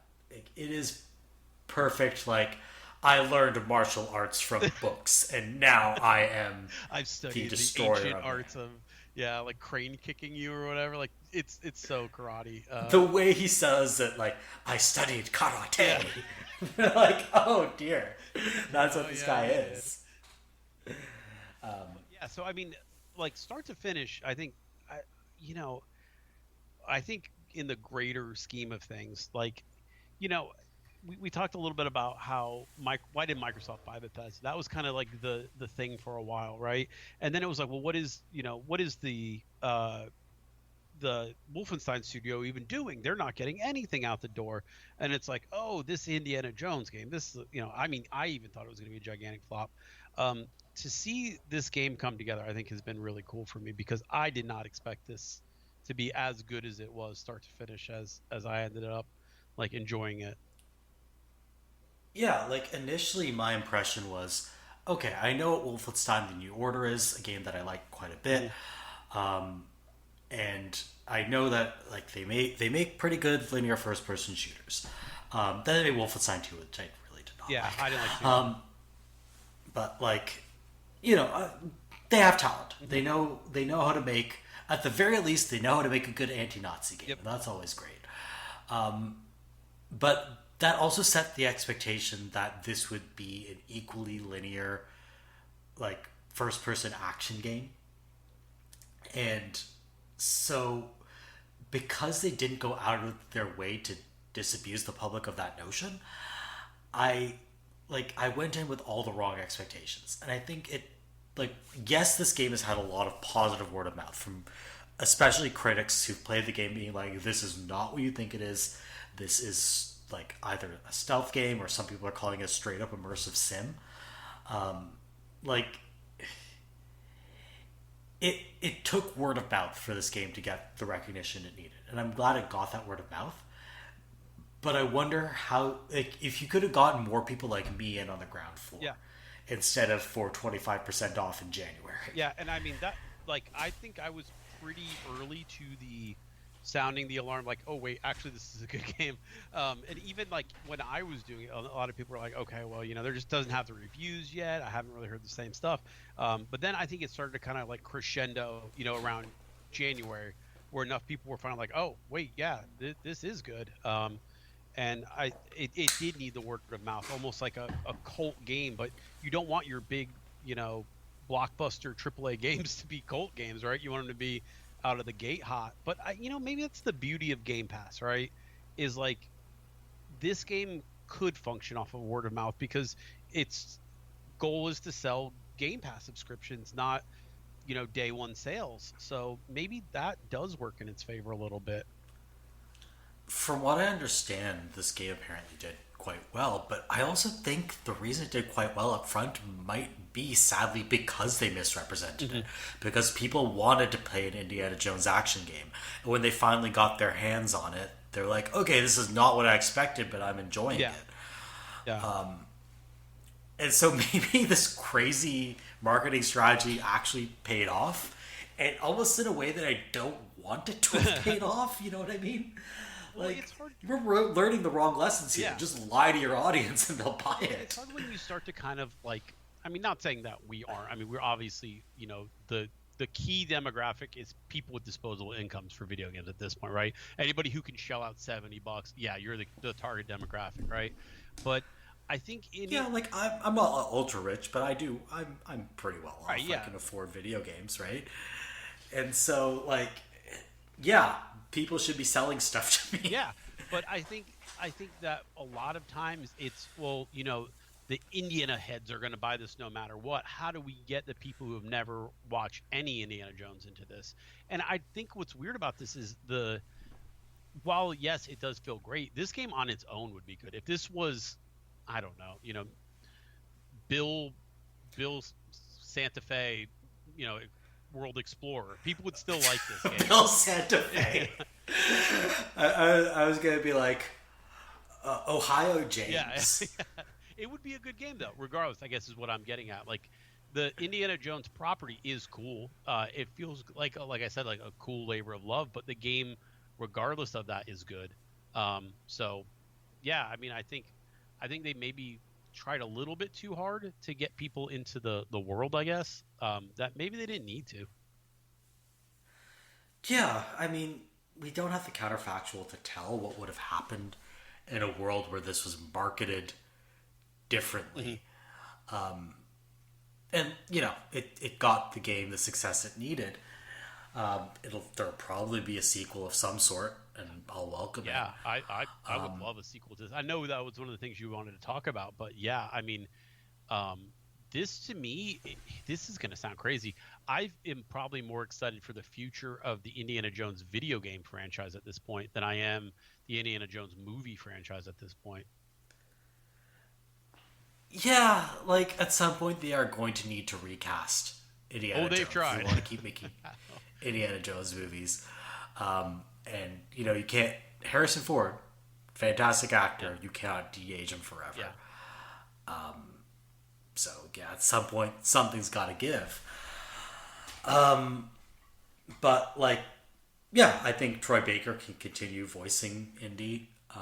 They could bring back Alessandra Mastronardi. God, I wish they could bring Like back I'd Boss, be, but no, yeah, he's there's he's something. pretty drowned Yeah, at yeah. this point. There's something about a good villain, though. You know what I mean? Like he's gone, but man, maybe he's got a kid or something. You almost want those really bad villains to show back up somehow. He's so good Yeah, as a a villain. great villain. The only Nazi I want to see again. Really weird thing to say. Yeah, don't take that and clip it. Yeah, like I don't know what even like Indiana Jones fights Nazis and fascists. I mean, you can create Nazis and fascists in perpetuity Right. for him to solve. It's just like, can you make as compelling a Yeah. fascist as this guy? I don't know, but I'm sure they'll find other fascists for Indy to go and deal with. I don't know how you expand upon this for a Yeah. sequel. Indiana Jones is tough though because I mean I think we've been saying that about the movies, for forever. Ever since there's been Indiana Jones, it's always like, well, how do you make a crazier one? They've managed more or less with the movies, with some bumps here and there, I guess, in the road. But yeah, I mean, I think the key for me is that this game got the feel right, and once you've got the feel right, um, you know, you can do a lot more stuff with it. I guess would be my thoughts. Is that this feels like Indiana Jones. I liked it. If other people recognize that this is what they want to play, they're gonna, and it's gonna feel right to them too. So that's where the core of it is. But if I was gonna do a sequel, I mean, you've done a lot of big, feeling places in this one. Um, you're gonna have to get pretty creative about where you're going to next because when you've tapped into so many like iconic places like Giza and the Himalayas and stuff like that, like you only got you got to keep it rolling because you got to set a pretty high bar in this one just for the areas you do explore. Yeah, I think they'll probably need to go a little bit more obscure. Hmm. Maybe do South America. Maybe do other parts of Southeast Asia or maybe Sub-Saharan Africa. They'll really need to kind of expand that out a little bit. But in the process of going to these more obscure places, there are places that kind of like advertise less well for the Hmm. marketing. Like you might be able to get people interested in exploring like ancient Inca ruins, but when you start getting into like old sub-Saharan African civilizations, people are going to be like, "What is this? I don't know what this is," which is it's kind of a bummer Yeah, but because yeah, like those places are so cool. it's But like an like, opportunity too at the same time though. Like maybe like this is your yeah, new cool thing because like I was saying with Egypt, like I don't have a problem with Egypt. Like yeah, obviously very cool place, but video games have done Egypt so many times. It's like all right, here we go, pyramids and desert. You know what I mean? It feels like a stage in Mario less than it does like an actual living place. So while this game was able to do that with Egypt, I mean that's really promising. So I will say like a lot of people don't think about like people I think generally know that there's a lot of history and civilization in Southeast Asia, like or Indochina in particular in that case. But I think it was pretty bold of them to do Northern yeah, I Thailand and agree. like take you out of like what do people know about Thailand? Like Bangkok, maybe Phuket if they're Yeah, into like parties and tourism. beaches, not yeah. Yeah. They don't know like, okay, what's going on deep in the northern Thai jungle. And so I think it was really bold of them to like show all those ancient like Buddhist and Hindu ruins. Like that is again, I think something that's kind of maybe on people's like vaguely on people's radar, but to like actually go in and show all of that, I think yeah, there is an opportunity for education. And so maybe you pull people in with we're going to Machu Picchu, but then you hit them with like ancient ruins in like Micronesia. Yeah. And so, yeah, I think there's an opportunity there. You're absolutely right. And that's kind of what I'd like to see. I do want to go to Machu Picchu. I do want to go to, like, Peru. And I also want to go, hey, let's go to the Yucatan. Let's go hit up the Mayans. Why not? But there are other places we can go. And I'm really excited to see what they would do there. Mechanically, I don't know what they would build. No, but I think this is a really solid core. Weirdly, this type of gameplay, I think, to me, felt really fresh. Honestly, it felt like something that a little bit of a throwback at times. Like in like terms of like how some things felt. But man, I really like this style of combat. To me, this is almost like finding like maybe like Last of Us again. You know what I mean? Be like, oh wow, this is a really cool way to do this type of game.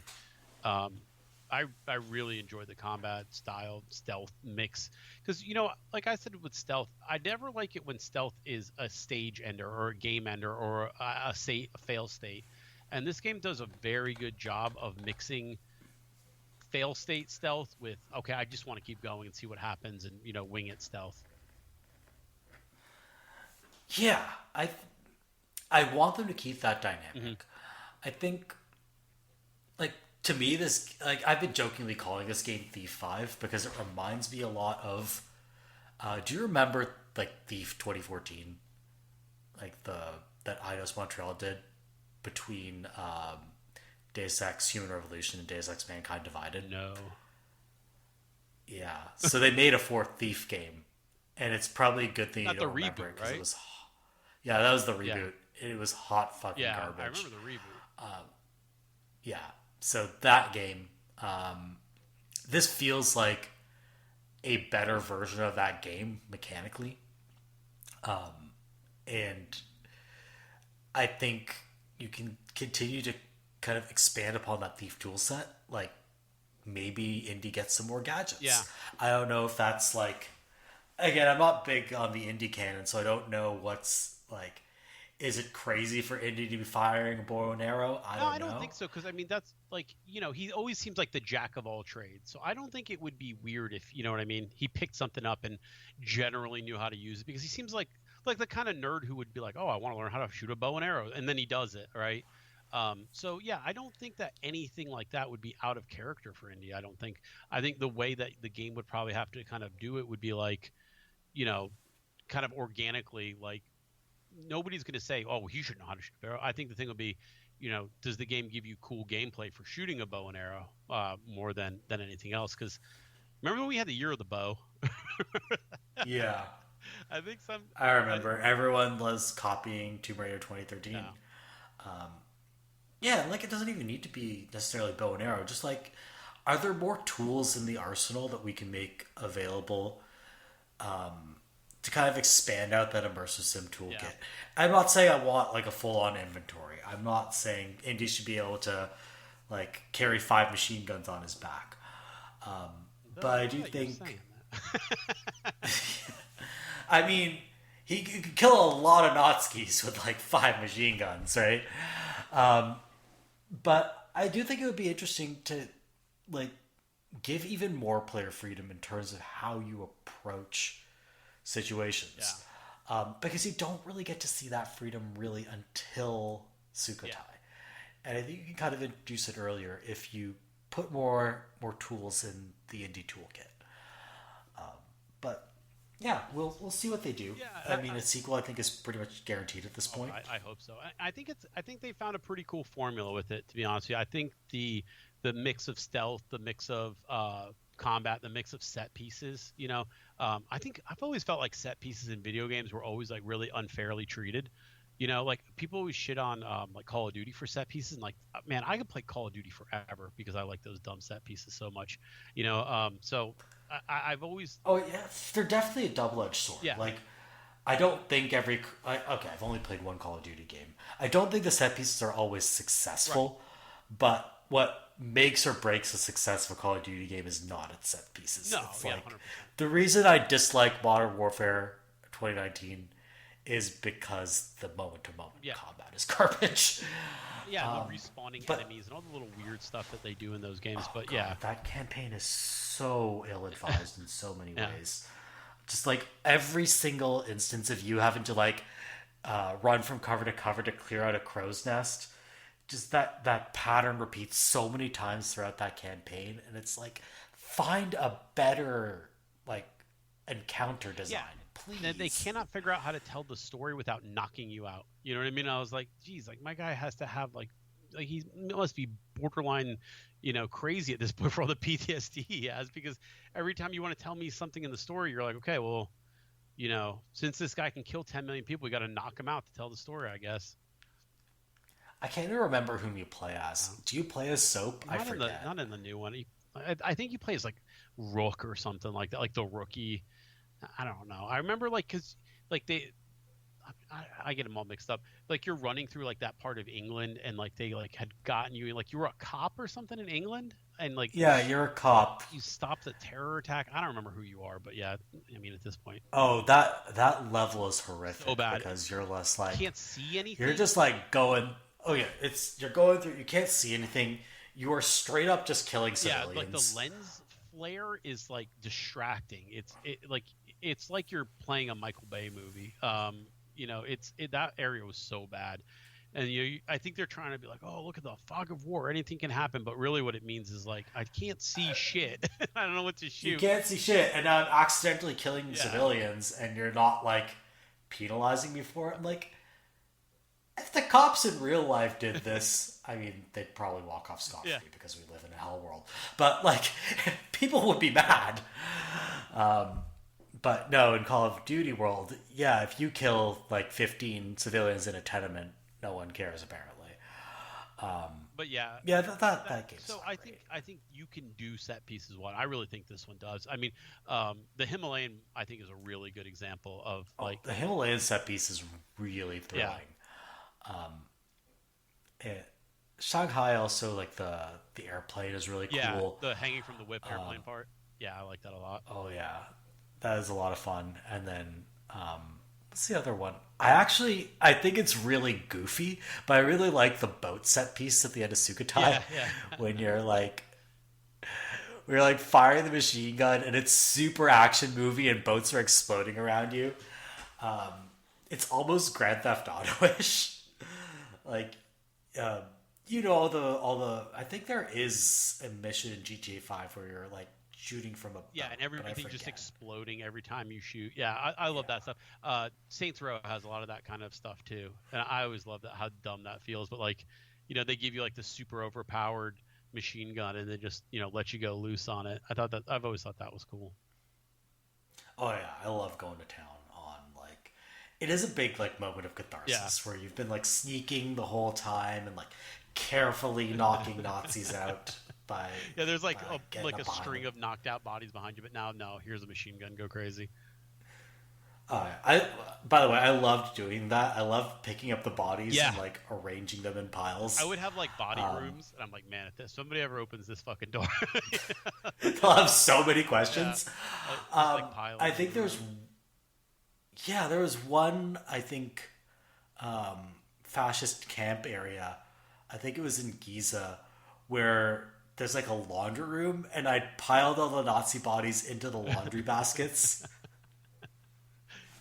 It Well, was pretty if anybody great. comes in here, the alarm will be raised. I'll tell you that. But yeah, Yeah. I thought that was pretty cool. Everything about the stealth in that game felt right too. It wasn't quite like Hitman level, but it was smart enough to know that like give you the rule of fun sometimes when it comes to some of those stealth areas and like the guard turns at just the right time or doesn't turn at another time and stuff like that. So um, yeah, Yeah, like ultimately with video game stealth, I want it to kind of be consistent and have rules more than I want it to be forgiving or unforgiving. Mhm.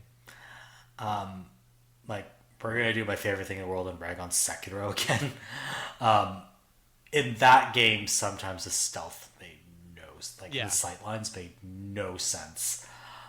Like enemies in that game have zero peripheral vision, so like if you're 30 feet away and blurry, enemy sees you. If you're just like a little bit in their peripheral vision, they're I like, I hate don't know that. who you Yeah, are. In this game, like the cones of vision, they're not like visible to you, but they make yeah. sense, right?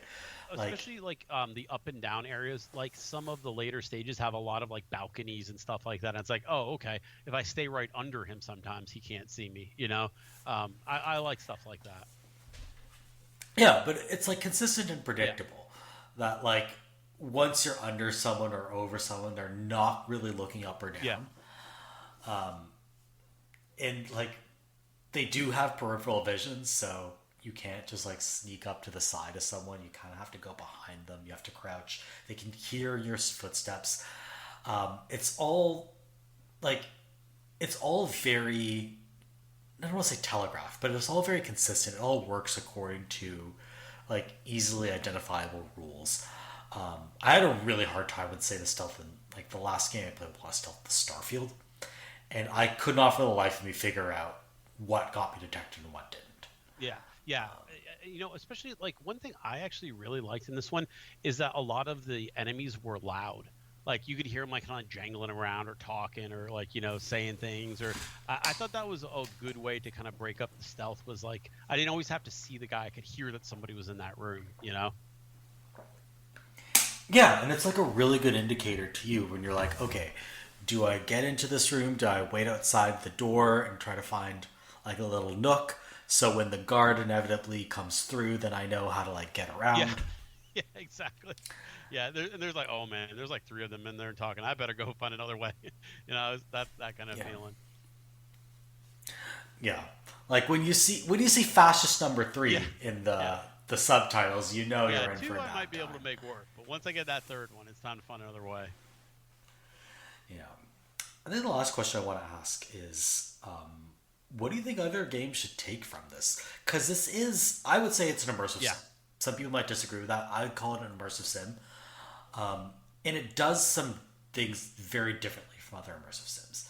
So, like, what do you think other games should take from yeah. this? I mean, What can we I learn? think it's hard to tell people to get the feel right, but this game has the feel of an Indiana Jones movie, right? And a lot of the other movie properties or game properties or stuff like that, they don't even start out trying to get the feel right. I'm thinking about like Marvel Avengers, right? You never feel like an Avenger in that game, right? You feel like a button masher, or like any of those other tie-in games where it's just like we're not going to even base this on getting the property right. We're just going to use the property. Um, what's that Star Wars I series that came out, Jedi Survivor? Man, I never felt like a Jedi in that game. I felt like a Metroid in that game. Well, not Metroid, but Yeah, you Samus. You feel know what I like mean?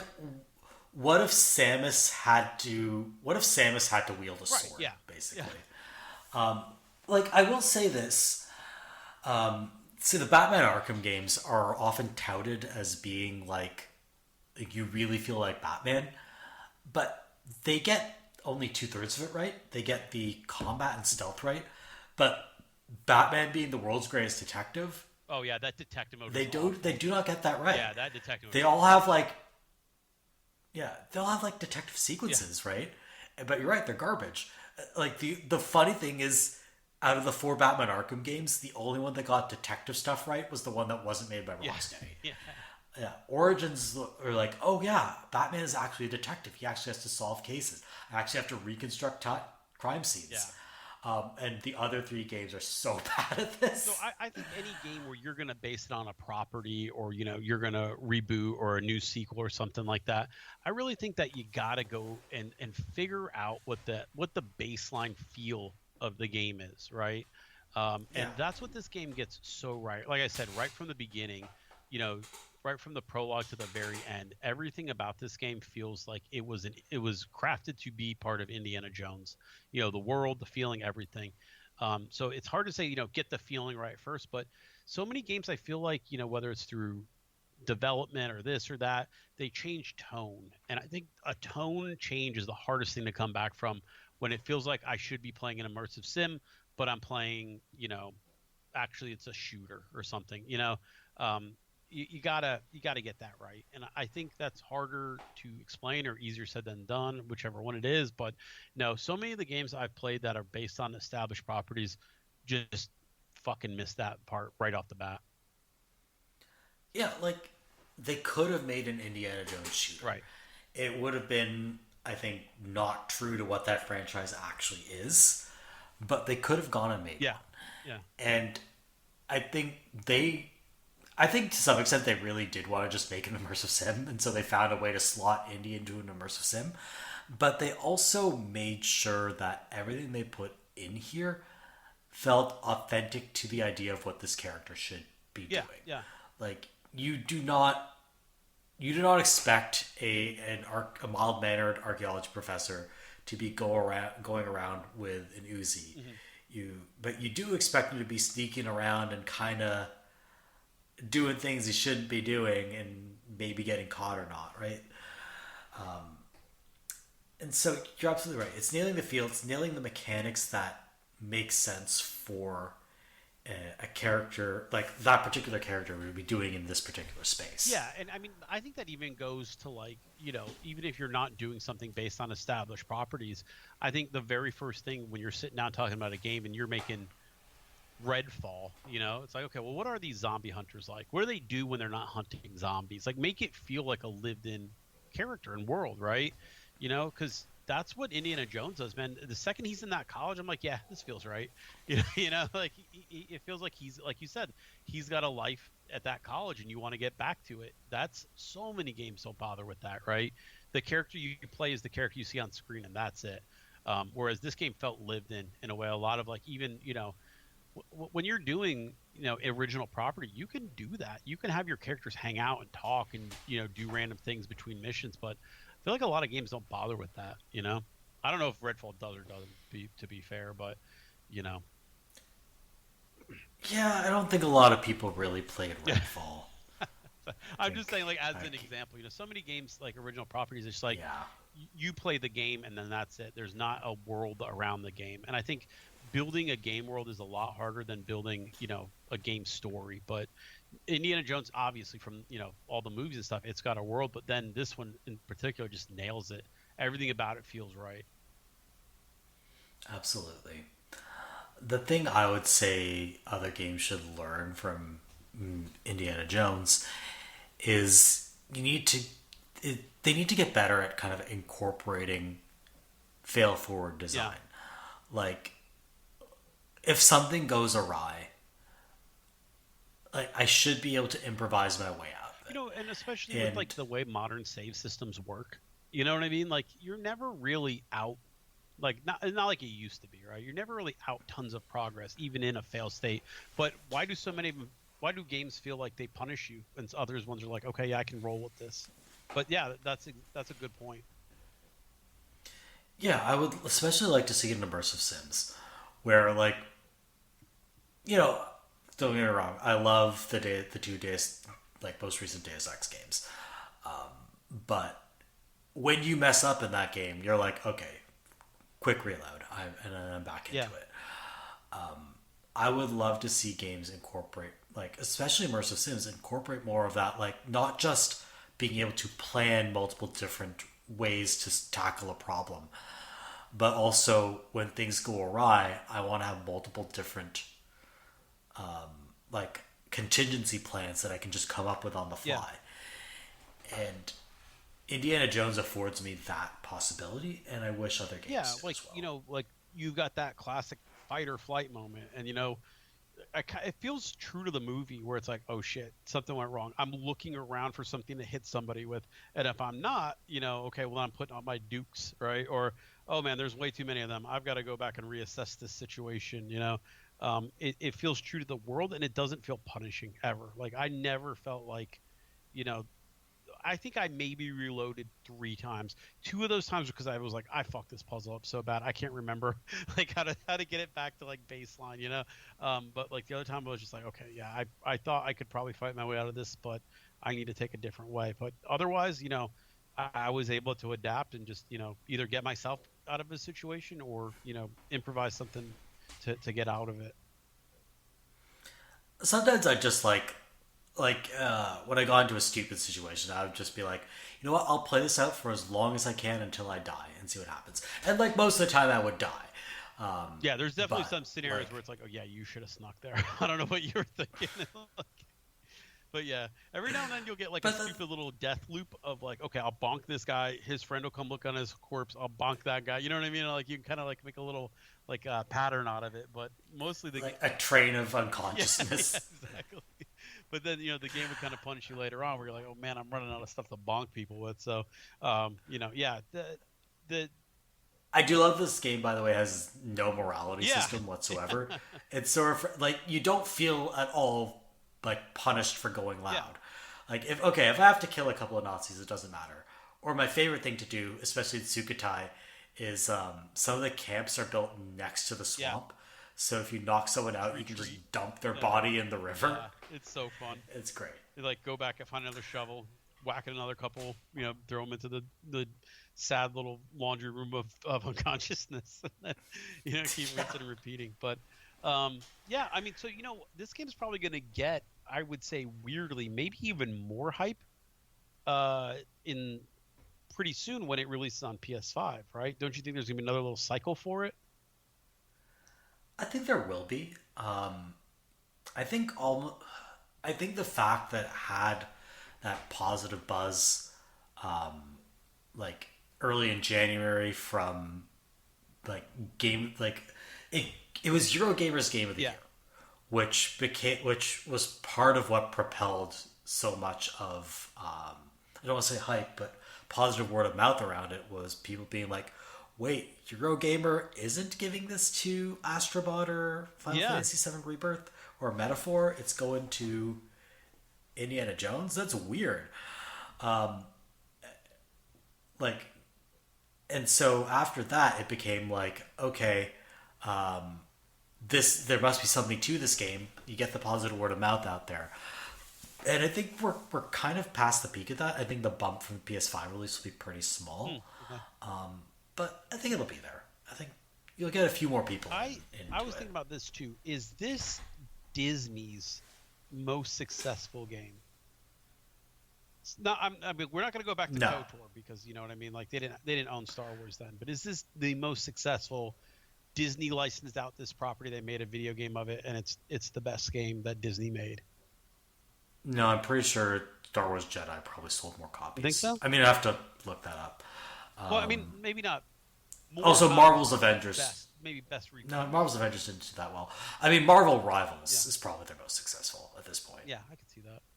But I don't know. I mean, like, I Um, wonder if Disney this kind of reminds them that they can make video games of their fucking properties instead of just I think they'll be happy about the success of this yeah, game for sure. I think they'll be like, oh wow, huh? Maybe people do like that Indiana Jones fellow. yeah, exactly. Um, Yeah, maybe we can do more with him. Who knows? Yeah, it probably means like 5 more movies where they try to de-age geriatric Harrison Ford. And like, don't get me wrong, love Harrison Ford, but when Harrison Ford is 90, yeah. there's not too much you can do with him. It's just they tried twice, I think, to kind of pass the torch, and neither one worked for different reasons. I mean, obviously Shia LaBeouf didn't meet that role, and Yeah, the beef they probably dodged the yeah, bullet I by think so him too. I sucking don't in think he that. would have ever been. And in this one, I'm not sure if they really were in Dial of Destiny. I'm not sure that they were necessarily trying to replace him with oh, what's her name? Miss Maisel. I can't remember. Phoebe Waller-Bridge. I don't think they were necessarily trying to replace, him with her, but I think they were trying to branch out a little bit. But she really felt like, square peg round hole in that movie to me, honestly. Yeah, I don't associate Phoebe Waller-Bridge necessarily with like action adventure Hmm. movie role, but maybe that's just me. Yeah, I don't. I think they should frankly just keep the character and Yeah, recast. yeah. Do like And James Bond. They've don't done get me that a wrong, million times with James Bond, and people kept watching them. yeah, they didn't try to keep Sean Connery around while he was a senior citizen, Yeah. right? I mean, they kept him on pretty old, but like, yeah, at a certain point, you just have to move on. You can't. you can't keep the same people in there forever. Yeah. You have to like, if you care about the property, you want to keep making movies, then find some young actor who can fulfill the role. I do like that Like, I don't know. that in this one, like they kind of killed him off the screen. Like I guess he died in Vietnam. Like Mutt died in Vietnam. I thought that was so weird to me that like they just did that off screen. I mean, it's a sad moment for Indy, obviously, but I never really got the feeling of that at all. Um, but yeah, Wait, he yeah. dies So in in Dial Dial of of Destiny, Destiny? it's a big plot point. So Mutt dies in Vietnam War, and Indiana and what's his mom's name? I can't remember. Marion. They have like a falling out over his death and like become estranged and stuff like that. But yeah, I don't know why they did that. Isn't that really odd though? Yeah, they kill him off. How many fallings out has Indy Yeah, had with with Marion, I Marion know. at Like this it's just like stage? a weekly thing at this point. Um, Just like Indy can be like happily married, he can still run into yeah, Nazis. Nazis are still a yeah, problem, yeah. right? So I mean, I think there's a lot. Indiana Jones, I think, is a fertile ground for more stuff. But yeah, you gotta figure out the Harrison Ford problem first. I think there's plenty of actors who can do Indy. You might have to look maybe more like comedic actors at first than action stars, and then maybe find someone who splits that difference. But um, I, they tried that with Chris Pratt, and we got Chris yeah, Pratt. yeah.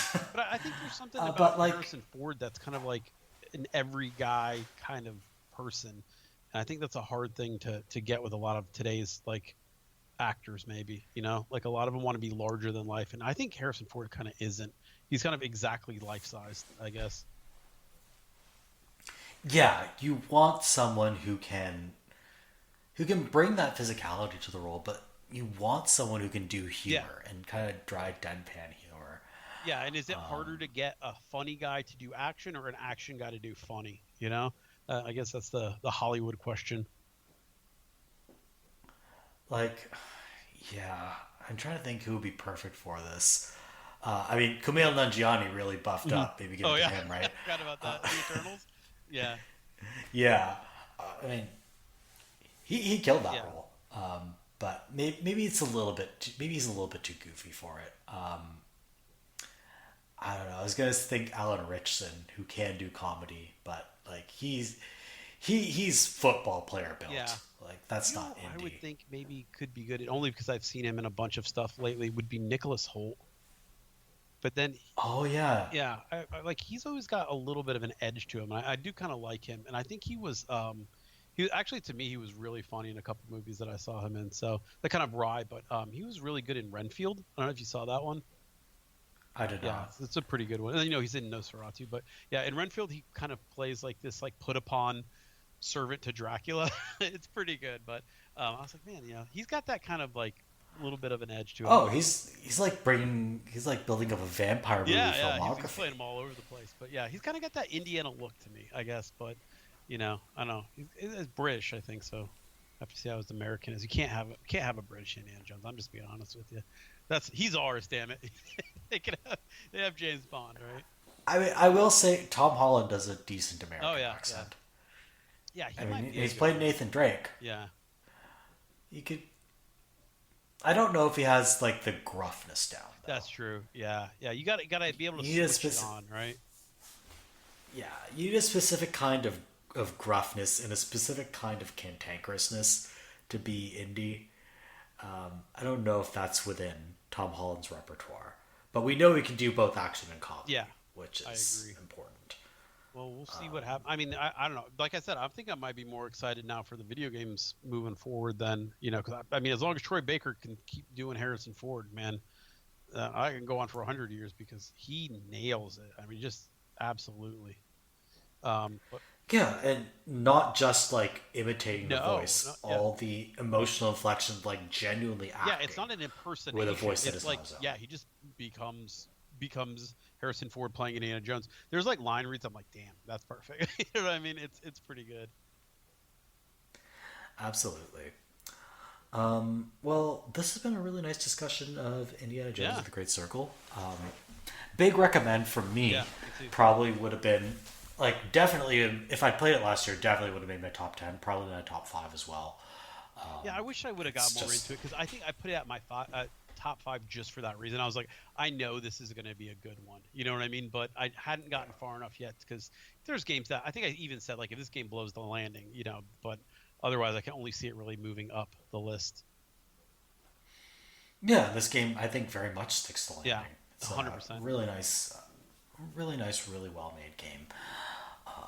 So I yeah, big thumbs up from Merv. This is nice. I don't think we've like really been like we've had like a really nice consensus on the Yeah, game for well, a Pentiment while. I think was the last one. I think that was like, Yeah, I think I was like, man, this is an indie game that Merv would love, and you were like, this is a bigger game that Kappa would love, and both ended up loving it. So that was kind of funny.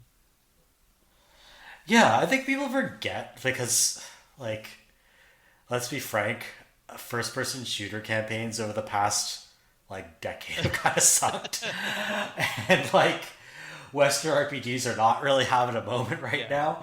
Um, People forget that we quite like overlap quite a bit yeah, in our game tastes, because like I'm always here talking about the like the really hipster indies and the JRPGs, and you're here with the strategy games, yeah. and people are like, "Why are these two people podcasting together?" And it's like, no, we actually like a lot of the same Yeah. stuff. And So usually, about when I don't like it is the time that like I feel like you wouldn't like it for kind of the same reasons. So we usually kind of do like or don't like different games for sometimes the same reasons. oh yeah, for sure. What was that one game we were not pleased about? Oh god, not slipping my mind. Anyway, no matter. If you'd like to keep up to date with the podcast, you can follow us on our website at avocadogamescast.wordpress.com. And on that episode, my voice is killing me right now. On that website, we post each episode along with a link dump that fact checks a lot of what we say.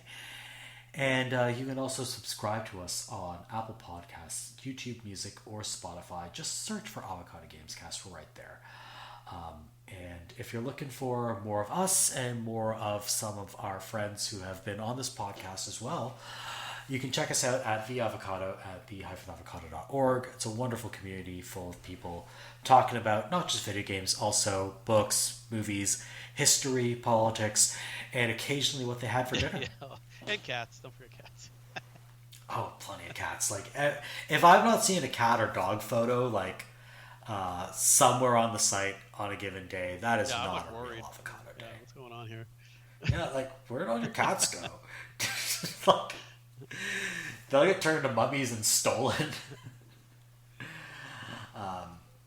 That was an Indiana Jones joke. Anyway, thank you all for listening, and we will see you next time. Take care. Bye.